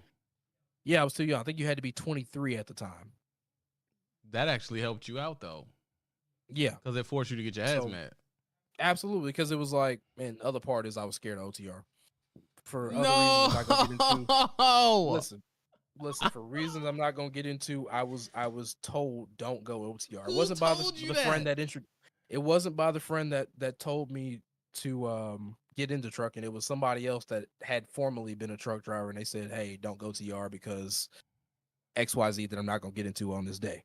The hot, sexy butt on the street. That's what it was. Well, no, it has to do with my upbringing, but like I said, that's not something okay. I'm I get discuss what on the you're internet. saying. I get what you're You saying. know, because Right. you and your wife know because we talked about it, but yeah, my background had a lot to do with that. Hey, I get it. I get it. Ain't you know? Right. I get it. So they were like, "Yeah, no OTR for you." So I'm trying to figure out, okay, what company? Because I know it's inevitable. I'm gonna have to leave home. There's no local situation. Because I actually, the week before I went to school, I went over to Coca-Cola because I was like, I can be home every day. Coca-Cola is local. Not realizing the abuse that's coming. Oh my God, no. Yeah, I go to Coca-Cola and they're like, okay, yeah, we'll hire you, but you need to go get at least some experience, right? Right. I mind you, I'm green as it gets. I don't know. I do not know the abuse. So back to school. I finally decided on the company, and this company is CCL Transport. They're a hazmat company. They were regional dedicated to where I was at. You get home maybe once or twice a week, right? Cool. So I figure out I have to get my hazmat. I'm studying for all this stuff. Studying. Now back then, again, rules are different now. Back then, in Florida specifically, with the written exams, because they were starting to introduce the electronic stuff. If you didn't pass the test, you could retake it on the spot. You just had to pay an extra $10 or something like that, right? So sit down, take the general knowledge test, pass no problem. I think I got an 85 the first time. The hazmat test, I failed it the first time. But because I had studied, mind you, it was just nerves. That's really what it was. But I had studied enough of it to realize after I failed it which questions I missed.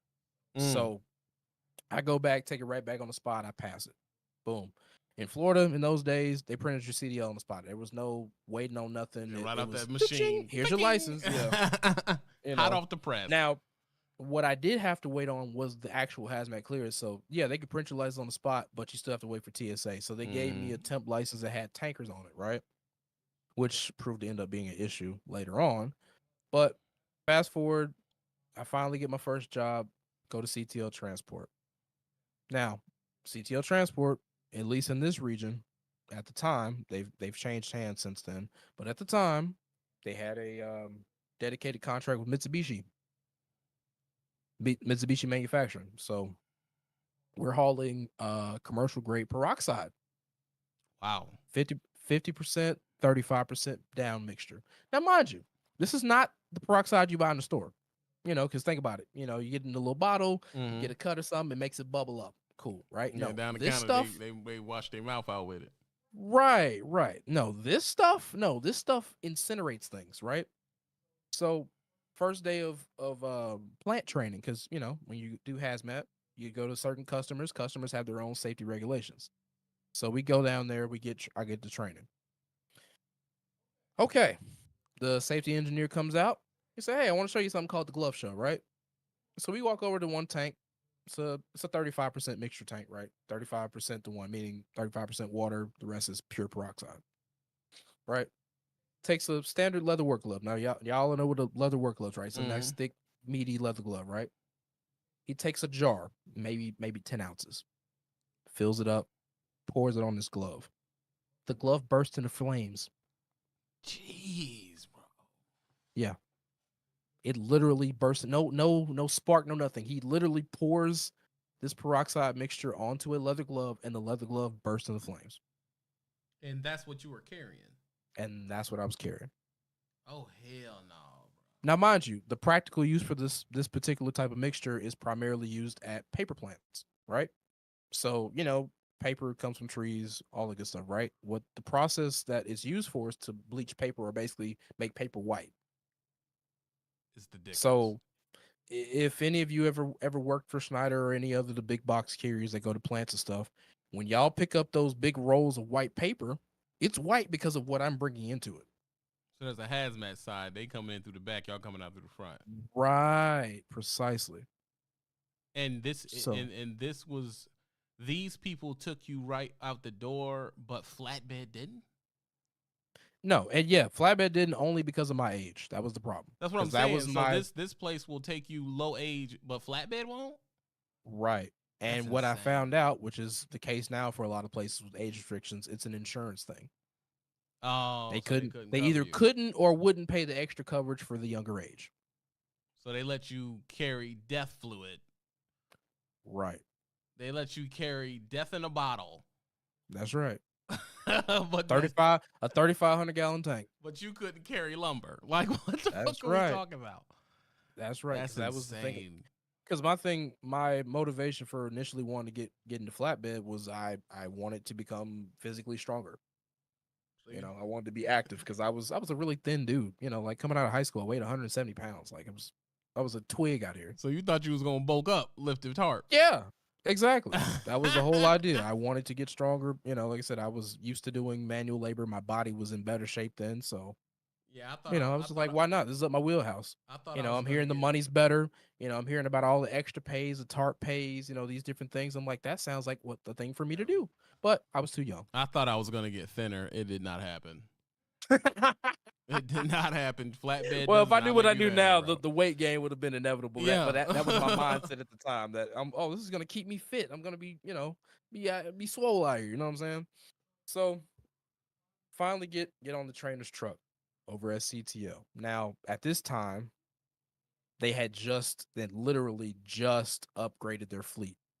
Because companies, they trade in trucks every so many years, right? So at this time, they had just upgraded their fleet. They had brand new Mack Pinnacles, 2016, brand new MP8 motors, 12-speed automatics. You was riding. Now, mind you, I'm low key kind of tight because I'm like, I just went through all this rigmarole to learn stick, and you telling me y'all ain't got no stick? Like, what is this? Like, I'm a little peeved because right back then it was like taboo to have an automatic truck. It was like you ain't Yeah. no the real driver if you ain't got a stick. You know what I'm And saying? they didn't shift all that well back then either. Right. Oh yeah. No, the shifting. I'll give Matt credit. Back then, for as early as automatics were, those did shift pretty good. I Now, didn't now like them. Freightliner and Kenworth on the other hand, I didn't like no manual. All of them. yeah, I felt the time they would choose to shift only cared about gas mileage. It didn't care about actually you doing the job. yeah, because there was a couple times because, like you said, the technology was early then. There was a couple times where I sit on a hill and that thing would miss a gear. Yeah, like come on, Like dog. pulling off. Why am I rolling back in an automatic? Like this is insane. Right. Then they put the stoppers on. Now, if you're in an automatic on a hill, the brakes will hold.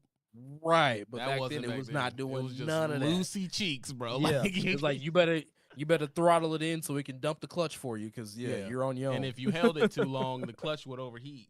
Yeah. Oh man. Yeah. See. Yeah. Yeah, this old shit, bro. Like y'all, Yeah, bro. it was scary. My dad had a '99 Volvo automatic. Oh wow. It had the Oof, little that's thing when. on the seat. Yeah. That shit was Jeez. garbage, bro. Yeah, man. It was Garbage. Loosey humble. suspension because he done beat the Oh my suspension goodness. whack. No, Yeah, what man. I remember back then is getting the first checks Yeah. when you're So not used to getting paid that kind of money and the feeling that you would have.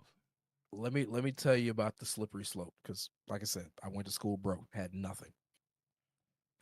So there's this lovely little feature that mega carriers have called pay advance, I cash knew you advance, was right? going there. So, like I said, by the time I got out of school, I had nothing. I didn't have any money. I had no money. And all I'm thinking about is I gotta eat, right? And I'm not knowing all the tricks of the trade as far as making food in the truck and stuff like that. Like I'm chasing the dragon in Pilot and Petro. I Wendy's, mean, granted, Subway. yeah. I mean, granted, food was a little better back then in truck stops, so it is what it is. But yeah, I'm living out the truck stop because, like I said, I don't have no equipment on my truck. There's no microwave, none of that. Nobody told me you could Refrigerators do that. wasn't mandatory. Yeah, refrigerator was not a thing. Like I don't know nothing about none of that. So, and my trainer, all he had because our trucks, the Pinnacles didn't come with them. They didn't order them. So my trainer, he had the electric coolers. Mm. So that's how he would get down. And like I said, he lived in the area, so he would just whenever we were done, he would just go home. I live 50 miles down the road. So, um, I'm living at the truck stop. Like I said, I get there, I have no money. Like I said, no money. I mean, no money. And I got to pay my cell phone because that's, we got to be able to communicate. And I end up taking out $200 advance, right? And mind you, that was $200 was the limit, right? Mind you, I'm getting 32 cents a mile on dedicated. Now we get things like we get stop pay. That's $20 per delivery, and we'll get detention for offload time, but that's not until after 2 hours. And the caveat to that is because, the clocks are very loosey goosey compared to where they were then, because this was the introduction of ELD. Like literally when I got out of school, this is when ELDs became mandatory because a lot of companies were still converting over from paper logs. Right. So, everything it's just a raw 14, right? And the problem is because I haven't mastered time management, the 14's cooking. And Mm. I'm trying to turn at least 2, if not 3 loads a day to make a decent amount of money. Were you not going on off duty? No, because that was which is so ignorant, and this is one of those scammy things they do. In order to get your detention pay after 2 hours, you have to be on duty Oh because they're using that as a no. reference to clock how much time that you're there at the plant versus just, documenting your in and out times, which So would be you're getting the detention money, but it's right. shortening your distance so it evens out. They're not paying you no extra money. Right, That's exactly. grimy, bro. They're paying us $20 an hour for detention after 2 hours. But like I said, if you're not on duty, your time's getting cooked. But and also what's messing you up too is because some of the deliveries were quick because it was just some of them would be gravity drop where you could just open the back valve and dump the thing. So it 10-15 minutes, tank's empty. So you're playing the 30-minute game too because back then you had to be off duty for your 30 to reset. There was no on duty rollover. Yeah, yeah, and there was no 30-minute break. Right. Right. So I I'm mean, playing the 8 hour game. I'm playing the clock game. Like it's a hairy yeah, it's situation. see my thing is that's why I always tell people they don't. Yeah, these type of conversations they obviously don't like. You can tell by the condition of the cash app. They don't like these conversations because Yeah. if they're not from that time, they feel like they're being left out. But what you're really gonna learn is that we learned all our ways of working the clock the hard way. Like your check reflected Yeah. you were doing the wrong thing. It wasn't like, Right. oh, you did that wrong. It was like your check was $400, and you had to Right. figure So out yeah. why my check was $400. Right. Two months of chasing the cash advance. Like I'm trying to catch up. I'm overworking to try to break even. Because like I said, I'm broke. I have no money. How much So were I you spent a getting paid doing this hazmat? so if I didn't take an advance, mind you, like I said, we are getting paid 32 cents a mile. So average Oh, week, yeah. Average week, maybe 2,000 miles, maybe 1,800 miles a week. So I'm making on a good week $800, why weren't you? 850. Why weren't you hourly? Right. That would make sense in the world, but the only people that got paid hourly were the actual local guys, and they were just basically yard guys, yard dogs. Like they would shuttle trailers from the Mitsubishi plant to our yard and back. That was it. That was their job. So they were paying you 32 cents a mile Hmm. To run up and down Alabama and the Southeast. The furthest out we would go would be to Orange, Texas, with hazmat or on your maybe back. Beaumont with hazmat. That should be illegal, bro. That's a Hey. $35 an hour job. Oh yeah, especially in them days. But you know And you were that doing this is. down the county off 10. Oh yeah, all up and down I-10, all up and down 55, 65, 59 county, like That's why I tell y'all, all man, up and down through Louisiana, you gotta move. Lafayette. You gotta move, bro. That is Yeah. that was. Did you? When did you understand how bad you were getting abused? When did it hit Well, you? it's funny you say that. So, mind you, information was limited. Everybody didn't have a YouTube channel in these days. YouTube was barely even a thing for real. There was no live, like people had to make videos. If y'all remember video responses, that was still a thing, right? So, I'm typing in on YouTube, trucker stuff, right? Now, I'm so ignorant. I'm not, I'm looking at the face, I'm looking at the people. And of course, naturally, like as it is today, when you type in trucking, you're gonna see no racial because I'm not racist, but you're gonna see white people, None but white people. none but white people. But I'm like, I gotta find somebody that's like me. That's where I'm from. Like I said, I'm down the way. I gotta see what I gotta see what my people's right. So type in trucker, scroll, scroll, scroll. And would you know, there's a guy named Trucker Brown, and he is talking the most frivolous shit. Yeah, but you didn't like me though. I didn't. You did not like what about my early content you didn't like? Man, like I said, you was really. I give you credit. You have miled down because it was real raw back then, bro. Oh, it was raw, and I come from a smaller area and Right. kind of had somewhat of a sheltered life, so I'm not used to hearing people talk like this. Oh yeah, down Battle of Battery, y'all, the Bible Belt. Oh There's man, none of that. none of that.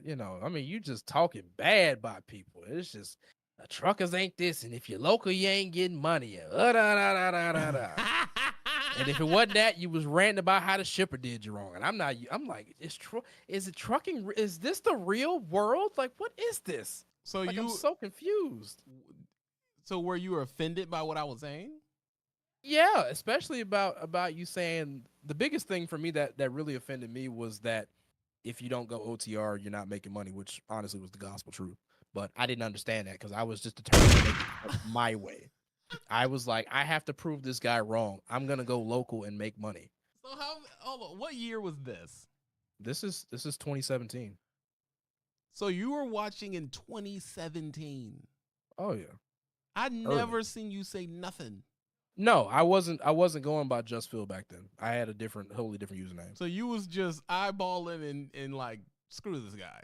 Yeah, I didn't have a profile picture or anything. I was just a faceless guy. But yeah, And and why? at that time I didn't leave comments either. I was just really just watching and hating. So you were just watching and hating on the and didn't say nothing. Why didn't you speak Yeah. up? I actually tried to talk to you one time, but mind you, I didn't speak with confidence as I do now. that's a whole other thing.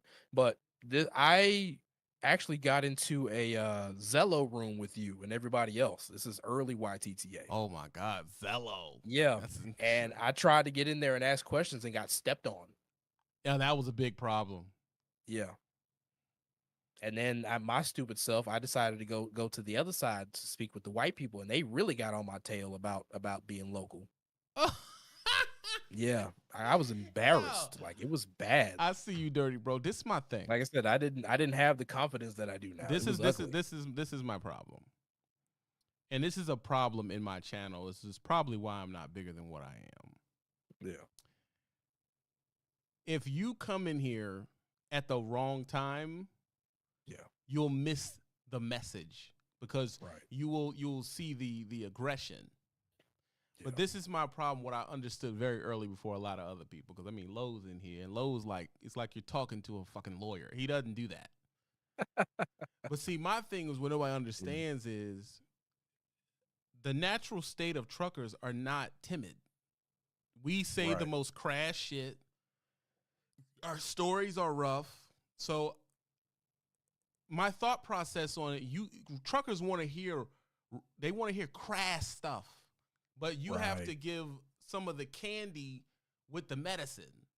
Right. So if I come on here and just be like, it will go nowhere. Yeah.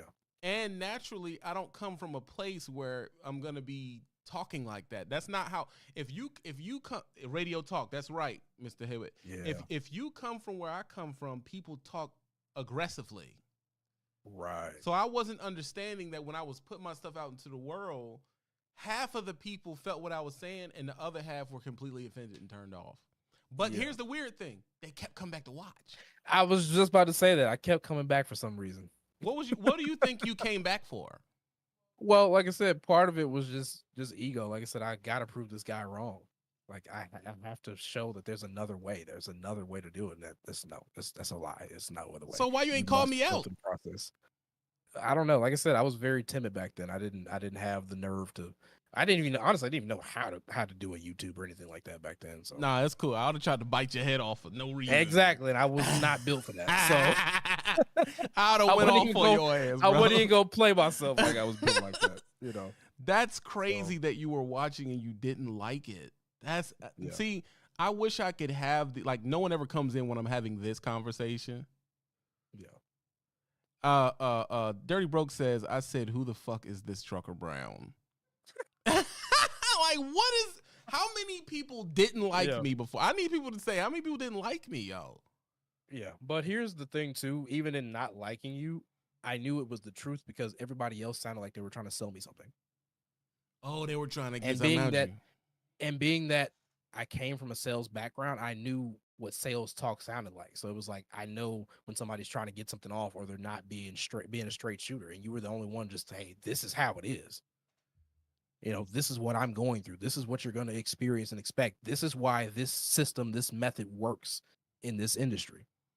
And to be real, man, and I hate to say this, most of y'all pussy, man. I'm gonna be real, dog. Like, true. You at the time, yeah. At the time, when you first come in the game, your prospects for local, unless you go to the real regime, meaning like the old Dominion-y type cats, they are. We have to exclude them because they got a good deal all the way around. All the mail carrier cats, they're out of the way. FedEx, mail, UPS, they are. Matter of fact, they're barely truckers.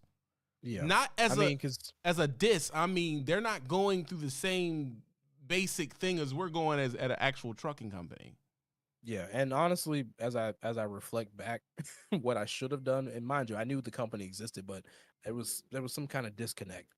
But if I would have realized that I could have just went and worked for Saya, that's definitely where I would have went off the rip. Because Saya was in my hometown, and I knew what Saya was because of where my mother works. You know, they would get their deliveries through Saya. Hey, but it never translated that I can go do that. Keep telling your story. I think my food is here. Okay, do you think? So yeah. Finally get in, get going. Like I said, my goal was being local. Like that was it. Like I was not trying to be no type of OTR. I was trying to stay home for personal reasons I'm not gonna get into. But yeah, home was where I needed to be. So I'm like, We gonna figure this out. So I stayed with CTL for about 90 days, roughly. You know, like I said, by now I've gotten a pretty good groove. I've run from Mobile to Texas, Texas to Mobile, a little bit of Georgia, a whole bunch of Alabama, Mississippi. I'm all up and down through there. CeeLo, hey, listen, they don't be knowing, bro. It be right there, and they be missing it. You know. So as I finally decide that CTL didn't abuse me enough, I'm not getting paid. I started looking back. I'm like, maybe now is the time I can go to Coca Cola. Why? Why did I go to Coca Cola? That is, there's not a word for that type of abuse. Not only physically, but mentally as well. Right. So I get myself a little experience. I say I'm gonna go home. I'm gonna go be a Coke driver. I drink Coca Cola. Like it can't be that hard. Just try the truck, right? Like no, no, no, no, no, no, no, no, no, no, no.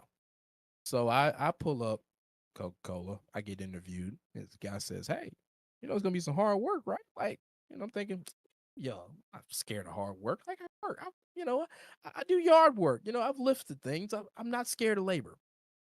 I'm thinking I'm good. No, I was not prepared for this type of abuse. So I make it to orientation. They're like, okay, we're gonna put you on small store. Now, small stores, what they do, which is their way of allowing people to get their CDL. Now, mind you, if you need a shortcut to getting your CDL, it's abusive. But if you have no other means of doing so, go work in the warehouse and then do their warehouse to CDL training program. Actually, I believe UPS, FedEx do the same thing. That would be a much better option. Just give them a little drip there. So go ahead and get on with Coca Cola. They put me on the small store division, which is we're doing convenience stores. Now I'm thinking we just finna pull up and drop the soda off. Like, that's it. Pull up, drop the soda off. We count it and go on about a day. No, no, no, no, no, no. Not only do we have to bring the soda to the convenience store, because mind you, I'd never seen none of this. I just think the soda appears or the people in the gas station do it. No, you're going to unload the Coca-Cola products from the truck. You're going to put it down on the ground. You're going to break the pallet down. You're going to stack it. You're going to count it. And then you are going to stock the store. You have to go get in the freezer and stand there and load the bottles into the racks one by one. You got to take inventory of what's in store. You got to hit 15 to 20 stops in a day doing this. And mind you, this ain't just convenience stores. This is Walgreens. This is any type of non-grocery store situation. You are stocking it. You're not even you're not even a truck driver at this point. You are just a service worker that happens to have a CDL. That is essentially what I would describe the job as. Right? So I get on, and mind you, they threw me to the wolves because they put me on literally the longest route that we have in the region. Right? So I have literally more stores to hit than anybody. I also have a much larger trailer. Most of the guys were driving 35s. I had a 48. And it's loaded front to back. So every day I'm touching anywhere from 400 to 600 cases of Coca-Cola.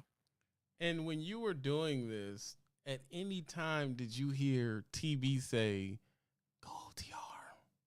Every day. Every time you post it, that's all I was hearing in the back of my head. But like I said, I was scared to go. Because mind you, I've come a long way. If y'all know me, I've come a long way as far as personal development.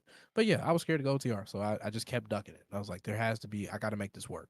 So I let them abuse me on that for about 3-4 months, and finally I said, screw it, I'm done. I don't know what I'm about to go do, but I got to do something else. I get in that office, I'm like, hey, this ain't working out. I'm gonna move on. No plans, but I'm just like, I can't keep being molested like this. So they talked me into, hey, why don't you switch over to the large store division? You won't have to stock the stores, but you'll have your route, you'll still deliver all these things, right? So I'm like, okay, that sounds good. This sounds good, right? And I didn't even get to the pay, but we'll get to that in a second. So I'm like, okay, I'll do the large store. Now, large store is more closer to your standard type of driving. So what this consists of, the truck gets loaded at night. right? Truck gets loaded at night. You pull up to the spot at midnight. Grab your trailer. You get off on your route. Again, I get stuck on the longest route possible. So I pull up 12:30, 1 o'clock. Boom, hit the road. I got to go to Alabama, like deep in Alabama, like Monroeville, if y'all know where that's at. I'm almost a Montgomery type situation. And I got to make this nice long loop on back down into Florida, back down to county. So, okay, I'm liking this a little better. I'm doing more driving, but they're not telling me that I'm going to have to deal with some of the nastiest, rudest human beings that have ever existed. I don't know what it is with grocery store receivers they'll put the most terrible person ever to have to deal with for counting product. Mind you, they're angry that you're there and they need what you have. That is literally the situation. Now, there was on my route, there was maybe 2 nice people, but everyone else hated me with a burning passion. Coke, you in the way. Why'd you order this? Why'd you bring this? I didn't ask for this. Mind you, I'm just the driver. I have no control or say over the load, over the orders. That is the salesman's job. You should be yelling at him, but you're yelling at me because I brought a product that was put on my truck. Why are you counting so slow? You can't count it like that. I need it over here. I need it downstairs. It's a mess. It's terrible. They are terrible human beings, all of them. Now, you know what I've learned? Shout out Correz. I appreciate the love. You top of the cash app. You know what I learned about shippers and receivers? What's that? Because I've been in a few divisions as a professed job hopper. I've learned that the shippers and receivers are nice based on how good of a job that is. Right. So if you're in flatbed, the receivers are better because that place is a good job. Right. So if you're going to a custom titanium fitting company and they're in their laser cutting fittings, they are super chill. Universal across the board. Every hazmat shipper in all capacities, they are the nicest people. Because they're getting money. But if you go to the Chitlin factory, that is a 3-shift refrigerated building, the worst freaking experience in the world. Yeah. Because Smithfield packing is a shitty job, bro. Like it is. ABS beef. Purdue. Alfred says Purdue. You go to these places, Aldi's. Yeah. These are crappy jobs. But if you go to the cat place, they are the nicest people you will ever run into because they're in there getting a bunch of money. They don't work weekends. They don't. That's why they don't work weekends. They don't work no holidays. But any of those 3 shifts all year round, refrigerated places. The biggest one of all, Q50 Sean said it. Tyson.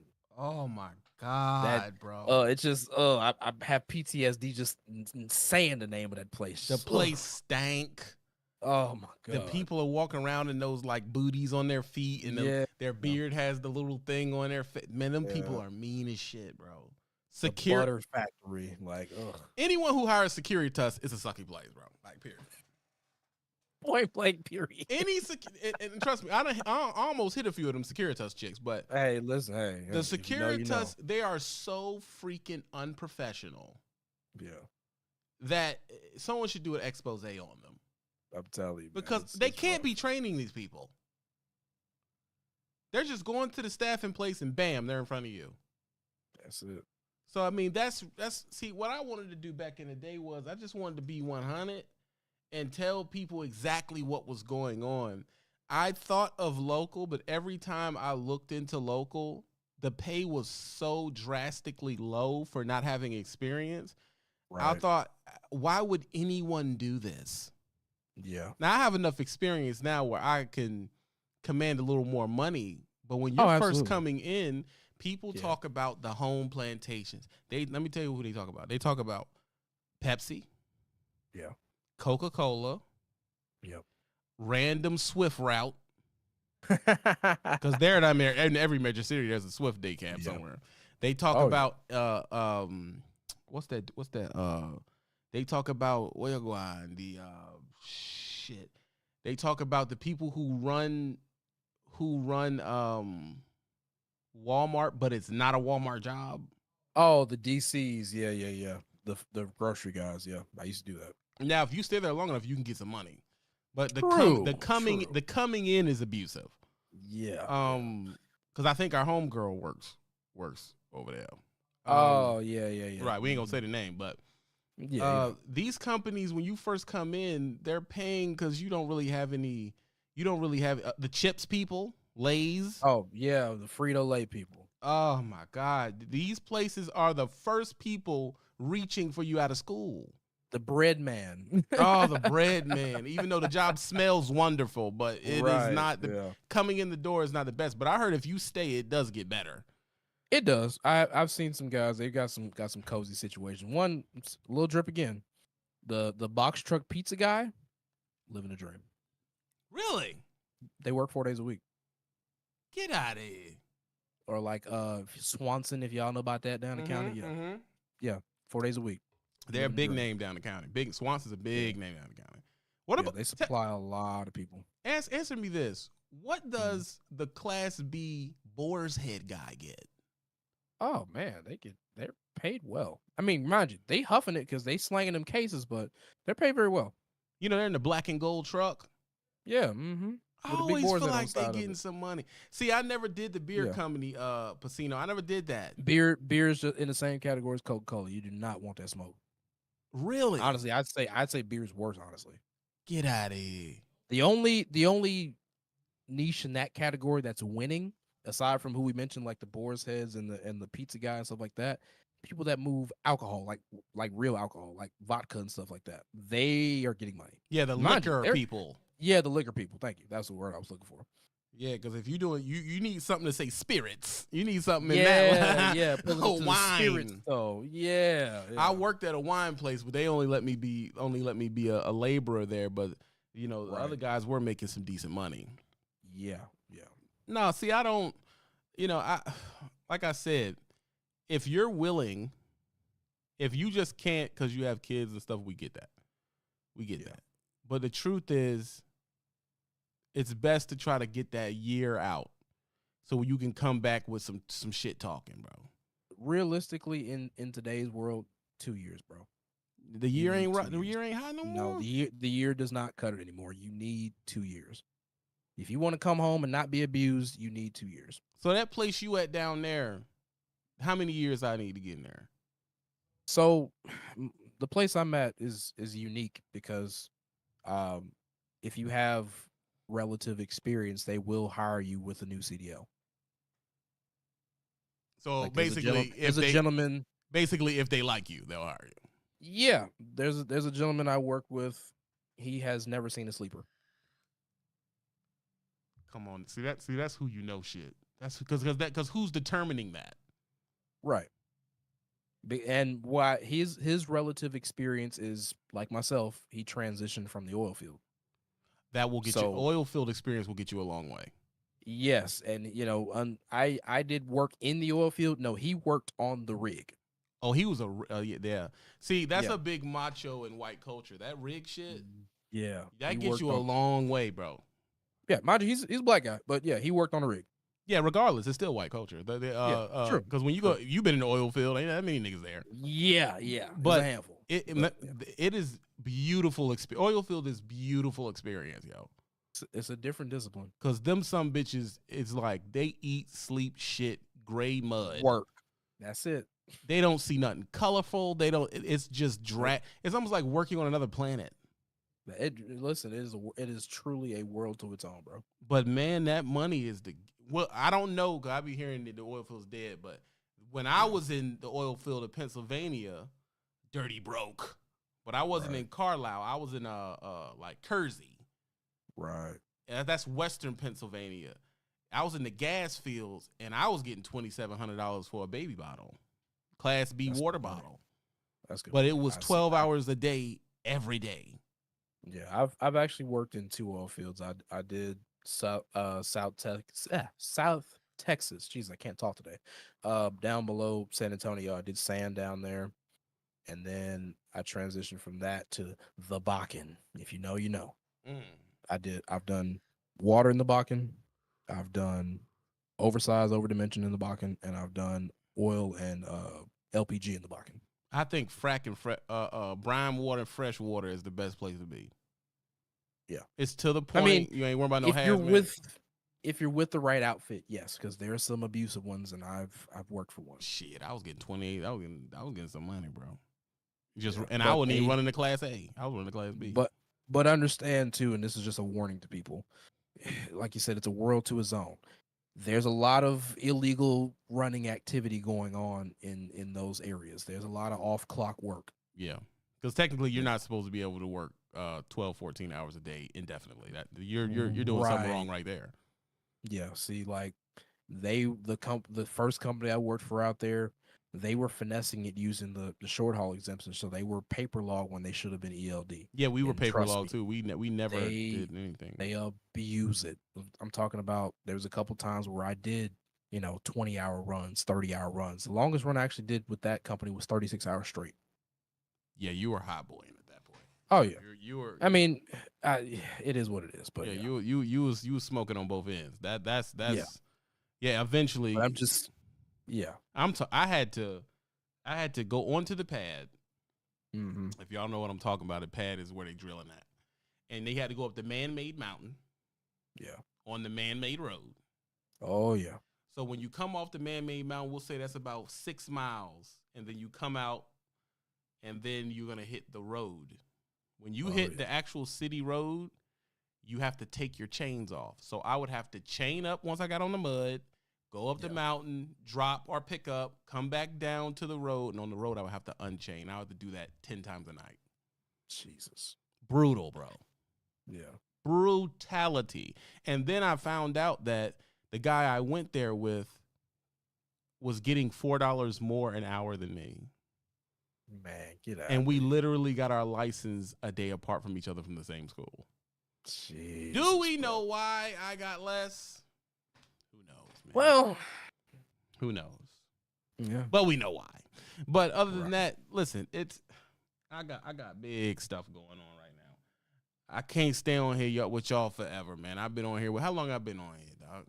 I've been 2 hours. I've been on here 2 hours, man, and this wasn't a conversation y'all liked like that. We only got 5 people hit the cash app. It was not. This is just for the people who's probably thinking about getting their CDL to realize how grateful you can be, because coming in now is way chiller than it was when we came in. Man, and coming in when we came in is way chiller than it was when my dad came in. That's a fact. It's not as brutal as you think it's going to be now. Yeah, we are the last of the Mohicans. Right. You can do it. I'm not going to hold you up that much more longer than this. I do not want y'all to do any type of drugs. I want y'all to be happy out here. I got some big business going on this weekend. I'm going to see if I can pull up on Phil and get some stuff done. We on the low. Can't even tell you. Some stuff to do on the lowsy. We got some lowsy stuff to do, and hopefully that content will be coming out when it's supposed to come out. I appreciate you for coming and supporting the culture. I appreciate you coming in and supporting the show. Shout out to everybody who actually supported the show, which is Tony, Carez, Robert,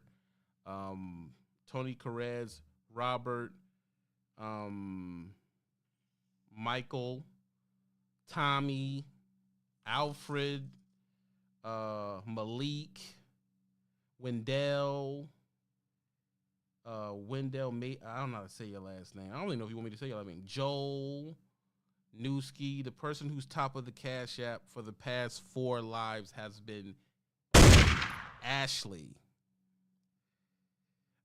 Says late. Ashley, I understand that you're really busy and stuff like that, man. I know you're real busy and all that. Actually hit you up on the gram, so just read that. And we hopefully we can get some content done. And I am open to content, people. I can do remote content. As you see, Reinfield just did remote content. So if y'all got something y'all want to do, hit me on the gram.